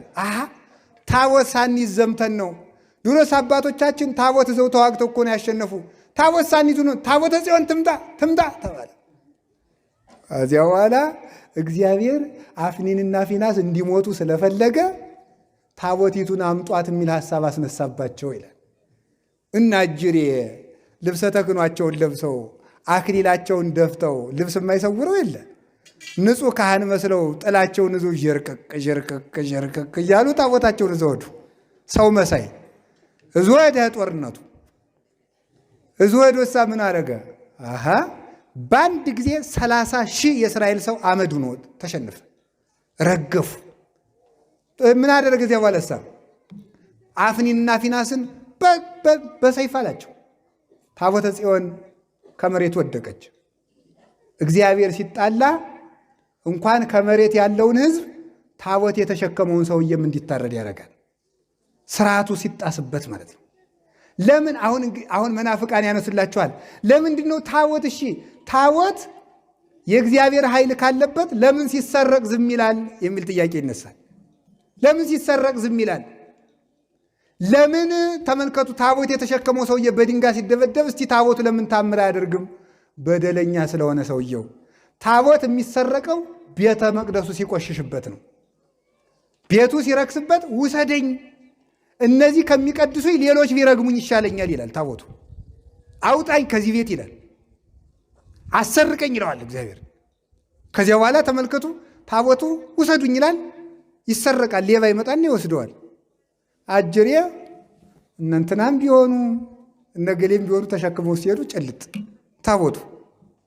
ድሮ ጥሩ ጥሩ ካህናት ሲሸከሙት አለድም የሚለው ታቦት፣ ዛሬ ግን እነ አማሌቃውያን መጥተው ሲሸከሙት ጸጥ ብሎ ይሄዳል። ጠባዩን አሳምሮ። ለምን? ቤቱ ከነዚያ ሰዎች የባሰ ስለሆነ ማለት። ቤቱ ከነዚያ ሰዎች ስለባሰ የዚህ እናንተ ውሰዱኝ። ማናቸው ዝክር ተጠርተው እንዲሁ ቢቀምሱ ዝም ብሎ ውሃ ሆነ ጠለዋል። የውሃ ምን አለኝ ቃህ አሉ አይደል? ቃህን አልጠጣም እንደዚህ እዚህም አሉ ይባላል። በእውነቱ ማለት ነው።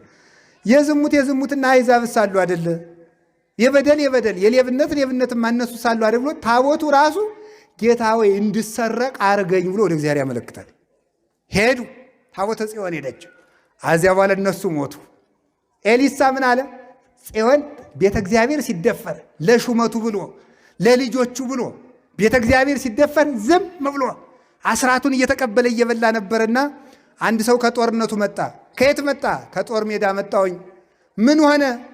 ልጆቹ ሞቱ፣ ታቦተ ጽዮን ተማረከች። አይ ልጆችስ ብመክራቸው አልሰማ ብለው ነው።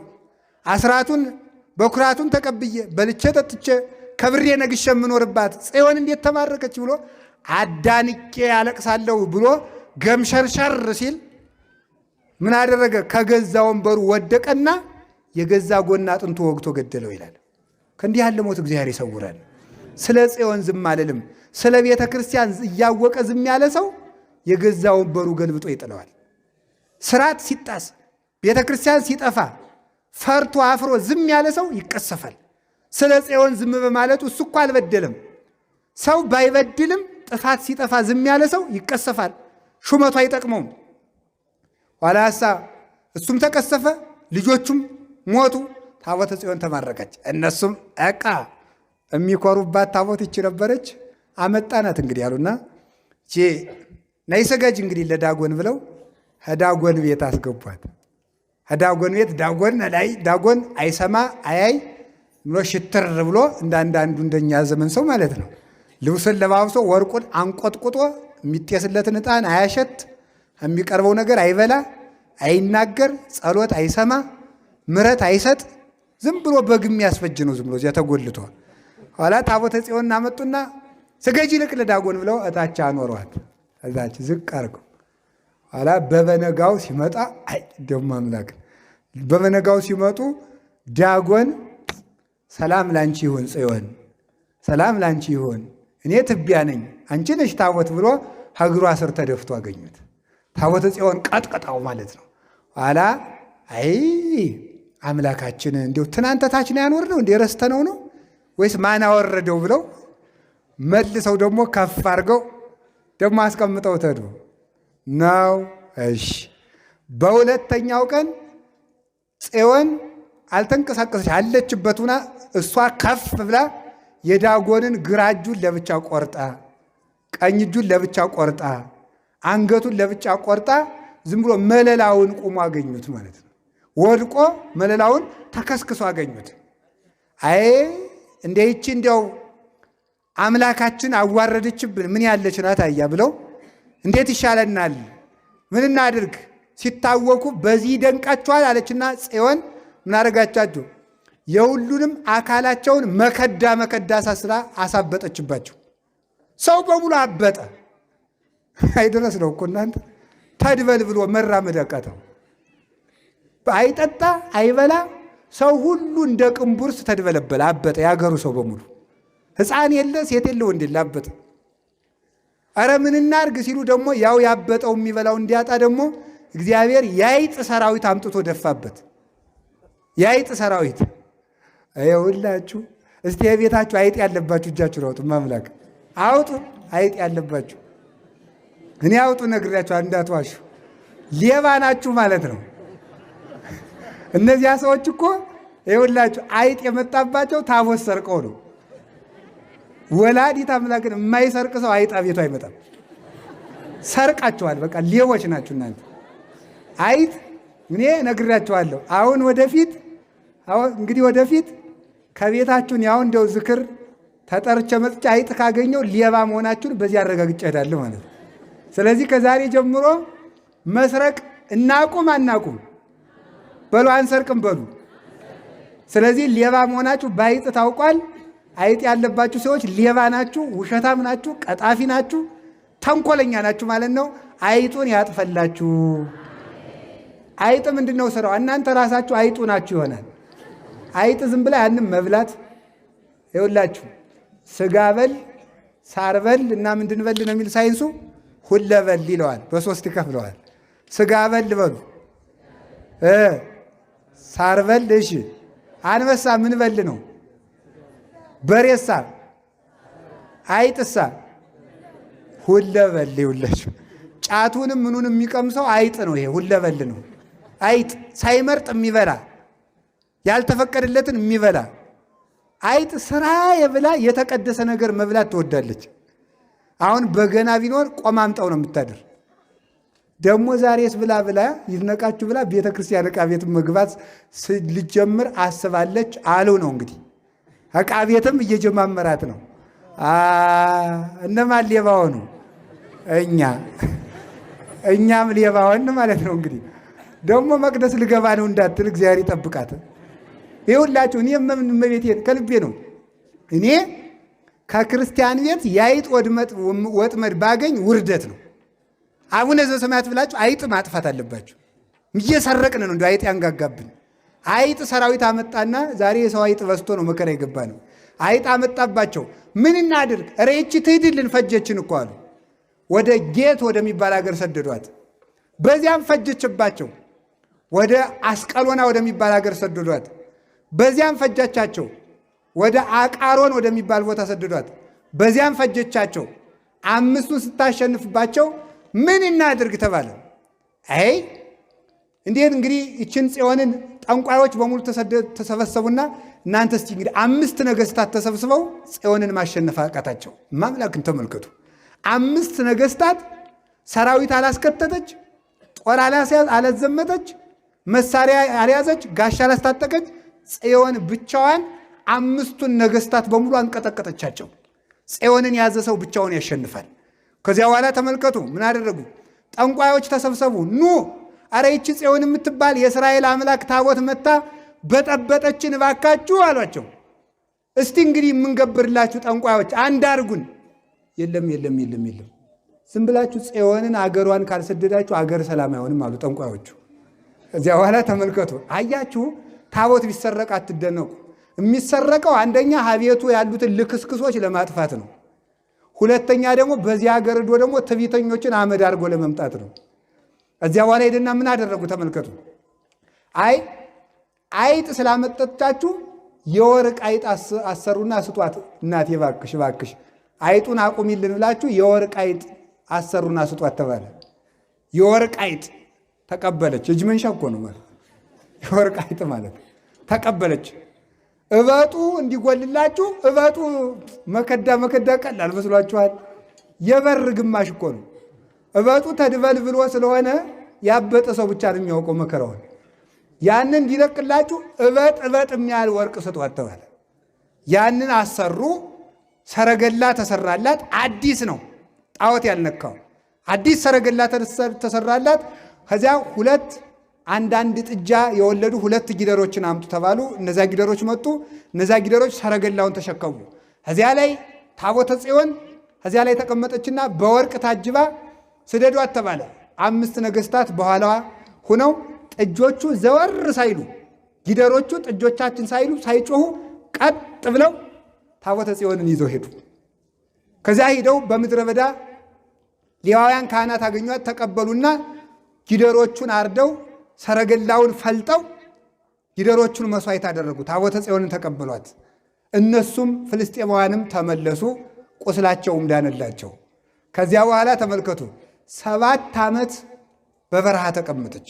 7 ወር ተቀምጣለች። 7 ዓመት ይቅርታ ተቀምጣለች። በኋላ ደግሞ እንደገና ተቀምጣ ደግሞ ከዚህ ተነስታ ደግሞ ወደ አሚናዳብ ቤት ሄደች። በዚያ ደግሞ 20 ዓመት ተቀመጠች። 20 ዓመት ተቀመጠች። አሁን ከቤት ሰው ወጣ። ማን ወጣ? ከቤተ ክህነት ሳሙኤል ወጣ፣ ከቤተ መንግሥት ዳዊት ወጣ። ሁለቱ ሲደርሱላት ቤቷን ዙራ መጣች። ይኸውላችሁ እግዚአብሔር ከቤታችን ሰው አውጥቶ ክብራችን ይመልስልን። ከቤት ሰው ሲወጣ እግዚአብሔር ክብር ይመልሳል። ቅን ሰው ሲገኝ፣ ከመቅደሱም ሰው ሲገኝ፣ ከመንግሥትም ሰው ሲገኝ የሀገር ክብር ይመለሳል። ከመቅደስም ሰው ሲጠፋ፣ ከቤተ መንግሥትም ሰው ሲጠፋ አገር ይፈርሳል። እግዚአብሔር ሰው አያጥፋብን። ሰው ሲወጣ የመቅደሱ ክብር ተመለሰ። መቅደሱ ሲነጻ ታቦቱ ተመለሰ። መጣች። ከዚህ በኋላ በዛሬው ዕለት ታቦተ ጽዮን መጣችና በቅዱስ ዳዊት ዘመን ቅዱስ ዳዊት አዘጋጅቶ ሂዶ ተቀብሎ ይዟት መጣ። ቅዱስ ዳዊት ዘየሐይድ አይነ ይላል። አይን የሚያንጸበርቅ የወርቅ ኤፉድ ለብሶ የወርቅ ግምጃ ለብሶ የወርቅ ዘውድ ለብሶ ንጉሡ ከዙፋኑ ወርዶ ለታቦተ ጽዮን ዘመረላት፣ ሰገደላት። በእልልታ በግርግርዳ መጣች። ከዚያ በኋላ መጣ። ስትመጣ ዘንበል አለች። ዘንበል ልትወድቅ ነው መሰል ብሎ አንዱ ዖዛ የሚባል ሰው ነው ደገፍ አረጋለሁ ሲል መልአክ መጥቶ ቀኝ እጁን በሰይፍ ይውላችሁ። አሁን አንዳንድ ምዕመናን በየዋህነት ታቦቱ ሲያልፍ እንዲነካችሁ ጠጋ ጠጋ ብላችሁ የምትቆሙ ሰዎች አላችሁ። ይሄ ያስቀስፋል። አሁን እንግዲህ ታቦቱ ሲገባ ውስጥ ያሉት ሰዎች ይሰማቸዋል። ይሰማሉ። ውስጥ ያሉት ይሰማሉ አይደል? ትሰማላችሁ አይደል? እየሰማችሁ ነው መሰል። ስለዚህ አሁን ታቦቱ ሲገባ አሁን አንዳንድ የዋሃን እናቶች ጨርቃቸውን ያነጥፋሉ። አንዳንዶች ደግሞ ምን ያደርጋሉ መሰላችሁ? እንዲሁ ታቦቱ እንደመታከክ ብሏቸው እንዲያልፍ ጠጋ ይላሉ። ይሄ ያስቀስፋል። የወላድ መካን ነው የሚያደርገው። እድሜን ያሳጥራል። ከታቦት አትጠጉ። ተጠግተው እንዲያውም እኮ ዛሬ ቦታውም ሩቅ ሆኖ ቦታም ድህነት ኖሮ ነው እንጂ በምዕመናንና በታቦቱ መካከል 2000 ክንድ ርቀት ይኖር ነው የሚለው። ስንት ክንድ ነው ያልኳችሁ? 2000 ክንድ። በተለይ ደግሞ ዛሬማ የከተማ ባለሀብቶች እንደ ቤተክርስቲያኑ ሲሰራ 10,000 ብር 20,000 ብር እንደ መስጠት ያደረጉት እንደ ጳጳስ ያደርጋቸዋል። አብረው ነው የሚዞሩ። እንዲያው እኮ ይገርማችኋል እኮ ይሄ ነውር ነው በእውነቱ ማለት። ውረዱ እንግዲህ ነግሬያችኋለሁ። እዚህ ጠጋ ጠጋ ያላችሁት ሁሉ ምዕመናን እኔ ከአሁኑ ጀምሮ ብትወርዱ ይሻላችኋል። ውረዱ። አሁን በዚህ ያላችሁት ሁሉ ውጡ። አሁን ውጡ፣ ኑ ውረዱ። በዚህ ያላችሁ ምዕመናን ከዲያቆን ውጭ ውረዱ። ሴቶችም ወንዶች ወደታችሁ ውረዱ። ጨርሻለሁ። በእርግጥ ትምህርቱን አንተ ውረዱ። ለራሳችሁ ብዬ ነው እኔም አምላክ። ውረዱ። ሽማግሌ ብትሆን ወጣት ብትሆን ቅስና ከሌለ እዚች አካባቢ ውረዱ። ውረዱ። እኔ 20 ደቂቃ የሚፍጅ ውረዱ። ወደታች ዲቁና የሌለው ሰው ወደታች ውረዱ በሉ። እኔ ባላያችሁ እኔም ጨደ እግዚአብሔር ያችሁ ብትወርዱ ባትወርዱ ከቃሉ ጋር ናችሁ። እግዚአብሔር ከሁላችን ጋር ይሁን። ደግሞ ይውላችሁ አንደኛ የሚቀሰፍ ከታቦቱ ቀረብ ያለ ሰው፣ ሁለተኛ ደግሞ ምን ያደረገ ሰው መሰላችሁ? ምን ያደረገ ነው? አንዲቱ ደግሞ ጅለዋል እንደ እነዚህ ሰዎች ለታቦት እልል የሚሉ አለች። ደግሞ ያች ማናት? ሜልኮል ናት። ታቦት እልል ማለት ምንድን ነው? ማህፀኗን ዘጋው እግዚአብሔር። ለታቦት እልልታን ለታቦት የሚቀርብ ማህሌትን የሚተች ሰውና የሚነቅፍ ሰው ታቦት ሲዞር ታቦት ሲወጣ ተገትራ በመስኮቱ አይ ዳዊት እንዲህ ብለህ ትከስር እያለች በመስኮቱ ትሳለቅ ነበር። እግዚአብሔር እስከምትሞት ድረስ ማህፀኗን ዘጋው። እግዚአብሔር ከዚህ መቅሰፍት ይሰውራችሁ። ታቦት ሲወጣ አትቁሙ። የቻላችሁትን ሁሉ እልል በሉ እንጂ ዝም ብላችሁ ተገትራችሁ አትዩ። እልል ማለት ማመስገን፣ እጅ መንሳት። ብናከብረው ያከብረናል። እኛ እግዚአብሔር ክብር አይቀርበትም። በታቦቱ ላይ ያለ እግዚአብሔር ነው። ንጉሥ ለተሳፈረበት መኪና እንኳን እኮ እጅ ትነሳላችሁ እኮ እንኳንስ እግዚአብሔር ላለ ይሄ እኮ የእግዚአብሔር ሰረገላ ነው። የእግዚአብሔር መኪናው የእግዚአብሔር ሰረገላው ይሄ ነው። በታቦቱ ላይ እግዚአብሔር አለ። ስለ ጽዮን ዝም እንዳንል አምላከ ቅዱሳን ይርዳን። አዲያ እግዚአብሔር ያሳያችሁ፣ ክርስቶስ ያመልክታችሁ። መና ላወረደች፣ ባሕር ለከፈለች፣ ጠላት ለደመሰሰች፣ ርስት ላካፈለች፣ ውሃ ላፈለቀች ለታቦት እልል ይባላል? እልል አይባልም? በሉ እልል በሉ አሁን ለታቦቱ። አዎ። ስለዚህ ስለ ጽዮን ዝም አልልም በሉ እስቲ ሁላችሁ። ምን አልልም? አመሰግናለሁ። ታቦት አታመስግኑ የሚላችሁ ሰው ካለ ለታቦት እልል አትበሉ ካላችሁ የሚላችሁ መናፍቅ ብታገኙ ምንድን ነው የምትሉት? መልሳችሁ ስለ ጽዮን ዝም አንልም በሉ። ስለ ጽዮን ምን አንባሉ? እልል በሉ በሉ። አዎ ስለ ጽዮን ዝም አይባልም። ደግሞ እኛ ኢትዮጵያውያን ምን ይመስላችኋል? ይቺ ታቦት እግዚአብሔር በእጁ የሰጣት ታቦት ምን ሆነ መሰላችሁ?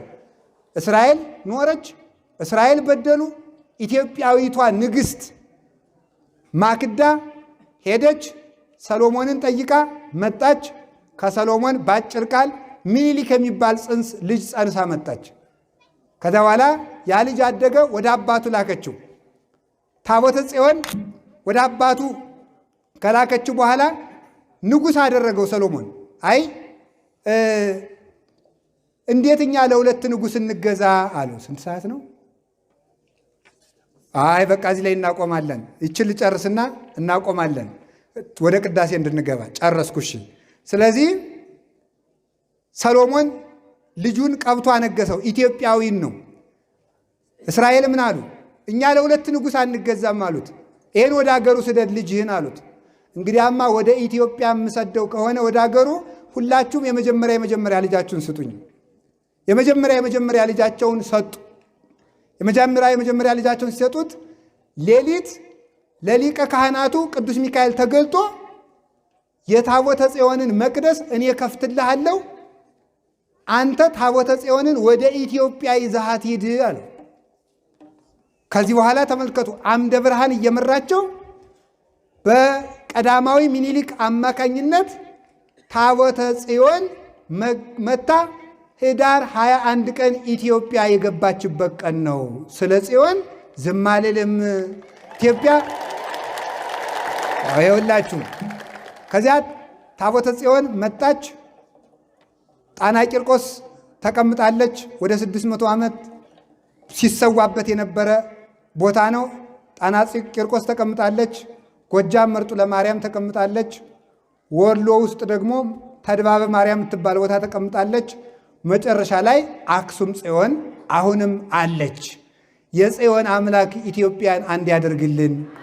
የሚበጠብጥንን ሰይጣን ዳጎንን እንደቀጠቀጠችው አክሱም ያለችው ጽዮን የሚያባላንን ዲያብሎስ ትቀጥቅጥልን። በሉላችሁም ትቀጥቅጥልን። ሰላምን ትስጠን ታቦተ ጽዮን እናታችን። ስለዚህ ስለ ጽዮን ምን አንልም? ስለ ኢየሩሳሌም እሳ አሁን ልብ በሉ ማምላክን ምእመናን፣ አንድ ደስ የሚል ነገር ልንገራችሁ። ድሮ ኢየሩሳሌም ማለት የሰላም ሀገር ማለት ነው። ጽዮን ያለችባት ሀገር ሰላም ናት። ስለዚህ ምን ተባለች? የሰላም ሀገር። ዛሬ ግን ታቦተ ጽዮን ኢትዮጵያ ስላለች ኢትዮጵያ ኢየሩሳሌም ሆናለች። እንኳን ደስ አላችሁ። ኢትዮጵያ ኢየሩሳሌም ናት። ኢየሩሳሌም ማለት ሀገሩ ለንጉሥ አብይ፣ የንጉሥ አብይ የታላቁ ንጉሥ የእግዚአብሔር ሀገሩ ኢትዮጵያ ናት። ዛሬ ኢየሩሳሌም እስራኤል አይደለችም። እስራኤል ዛሬ ኢትዮጵያ ናት። በዚህ ትደነቃላችሁ። በአጭር ቃል ቀድሞ ታቦተ ጽዮን ወደ ኢትዮጵያ መጣች። ኋላ እውነተኛይቱ ጽዮን ድንግል ማርያም ወደ ኢትዮጵያ መጣችልን። ቀድሞ ቆይ እንግዲህ ልልታ አታብዙ፣ ረፍዷል። ጠቅላችሁ አንድ ዚህ ኋላ ትላላችሁ። ቀድሞ ልብ ብላችሁ ስሙ፣ በ3 ደቂቃ ቀድሞ 10 ቃላት የተጻፉባት ታቦተ ጽዮን ኢትዮጵያ መጣችልን። ኋላ ደግሞ እውነተኛው አካላዊ ቃል በማኅፀኗ የተቀረጸባት እናታችን ድንግል ማርያም ኢትዮጵያ መጣችልን። የእግዚአብሔር የቃል ኪዳኑ ታቦተ ጽዮን ኢትዮጵያ መጣች። የእግዚአብሔር የቃል ኪዳኑ እናት እውነተኛይቱ ታቦት ድንግል ማርያም ኢትዮጵያ መጣችልን። ከማይነቅዝ እንጨት የተለበጠችው ታቦተ ጽዮን ኢትዮጵያ መጣች። ሞት የማይለውጣት ድንግል ማርያም ኢትዮጵያ መጣችልን። ውሃ የምታፈልቀው ጽዮን ኢትዮጵያ መጣች። የሕይወት ውሃ ያፈለቀችው ድንግል ማርያም ኢትዮጵያ መጣችልን። መና ከደመና የምታወርደው ታቦተ ጽዮን ኢትዮጵያ መጣችልን። የሕይወት እንጀራ ያመጣችልን ድንግል ማርያምም ኢትዮጵያ መጣችልን። ዳጎንን የቀጠቀጠችው ጽዮን ኢትዮጵያ መጣችልን። ዲያብሎስን የቀጠቀጠችው ማርያምም ኢትዮጵያ መጣችልን። ኢትዮጵያ እውነትም ኢየሩሳሌም። ስለዚህ ስለ ድንግል ማርያም፣ ስለ ታቦተ ጽዮን፣ ስለ ቤተ ክርስቲያን፣ ስለ መንግሥተ ሰማያት ዝም አንልም። ማርያምን አታመስግን የሚለኝ ካለ እምቢ፣ ስለ ጽዮን ዝም አልልም። በሉላችሁም በሉ። ቤተ ክርስቲያንን አታመስግን የሚል ካለ ስለ ጽዮን፣ ታቦተ ጽዮንን አታመስግን የሚል ካለ ስለ ጽዮን፣ ጽዮን ስላለችባት ኢትዮጵያ የሚል ስም አትጥሩ። ኢትዮጵያ የምትባል ሀገር የለችም። ኢትዮጵያ የምትባል ሀገር ትፈርሳለች ካሏችሁ ደግሞ ስለ ኢየሩሳሌም ዝም አልልም በሉ። አሁን እውነቴን ነው የምነግራችሁ። ጽዮን ባለችበት ሰላም አለ። ታቦተ ጽዮን አለችና ድንግል ማርያም አለችና ጽዮን አለ። የሚገርማችሁ ቅድም ነግሬያችኋለሁ። ታቦተ ጽዮን መታ ምን አደረገች? በአክሱም፣ በዋልድባ፣ በደብረ ሊባኖስ፣ በጣና ቂርቆስ ጽዮን በሙሉ ተመላልሳ ነበረ። በኋላ ደግሞ ምን አለች? ታቦተ ጽዮን መታ ጣና ቂርቆስ እንደተቀመጠችው ሁሉ አርፋ ወደ አክሱም ከመሄዷ በፊት ጣና ቂርቆስ እንደተቀመጠችው ድንግል ማርያም ጣና ቂርቆስ መታ 3 ወር ከ10 ቀን በስደቷ ተቀምጣለች። ይሁላችሁ መጀመሪያይቱ ጽዮን መታ ባረከች፣ እውነተኛይቱ ጽዮን ደመደመችው። ኢትዮጵያ ተመልከቱ፣ ልብ ብላችሁ ስሙማ። ኢትዮጵያ እግዚአብሔር እናቱን ከመስቀሉ ስር ለዓለም የሰጠ በዕለተ ዓርብ ነው። እግዚአብሔር ድንግል ማርያምን ለኢትዮጵያ የሰጣት ግን ገና በ2 ዓመቱ ነው። ኢትዮጵያ ልዩ ሀገር ናት፣ ልዩ ኢየሩሳሌም ናት። እግዚአብሔር ከጽዮን ያስጠጋን፣ ስሙ የተመሰገነ ይሁን። ጽዮን መጠጊያ ማለት ነው። ከጽዮን ተጠግቶ የተዋጋ ያሸንፋል። ከድንግል ማርያም ተጠግቶ የታገለም አጋንንትን ድል ይነሳቸዋል። ጽዮን የምድር መጠጊያ ነበረች፣ ታቦተ ጽዮን። ድንግል ማርያም ግን ደግሞ ታይካ በምድር ወታይካ በሰማይ፣ የምድርም መጠጊያችን የሰማይ መጠጊያችን ወላዲት አምላክ ናት።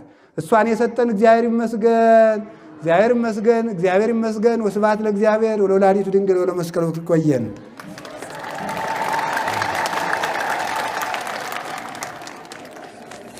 እግዚአብሔር ይስጥልን፣ የአገልግሎት ዘመናቸውን ያርዝምልን። እግዚአብሔር አምላካችን ከዓይነ ሞት ይሰውርልን።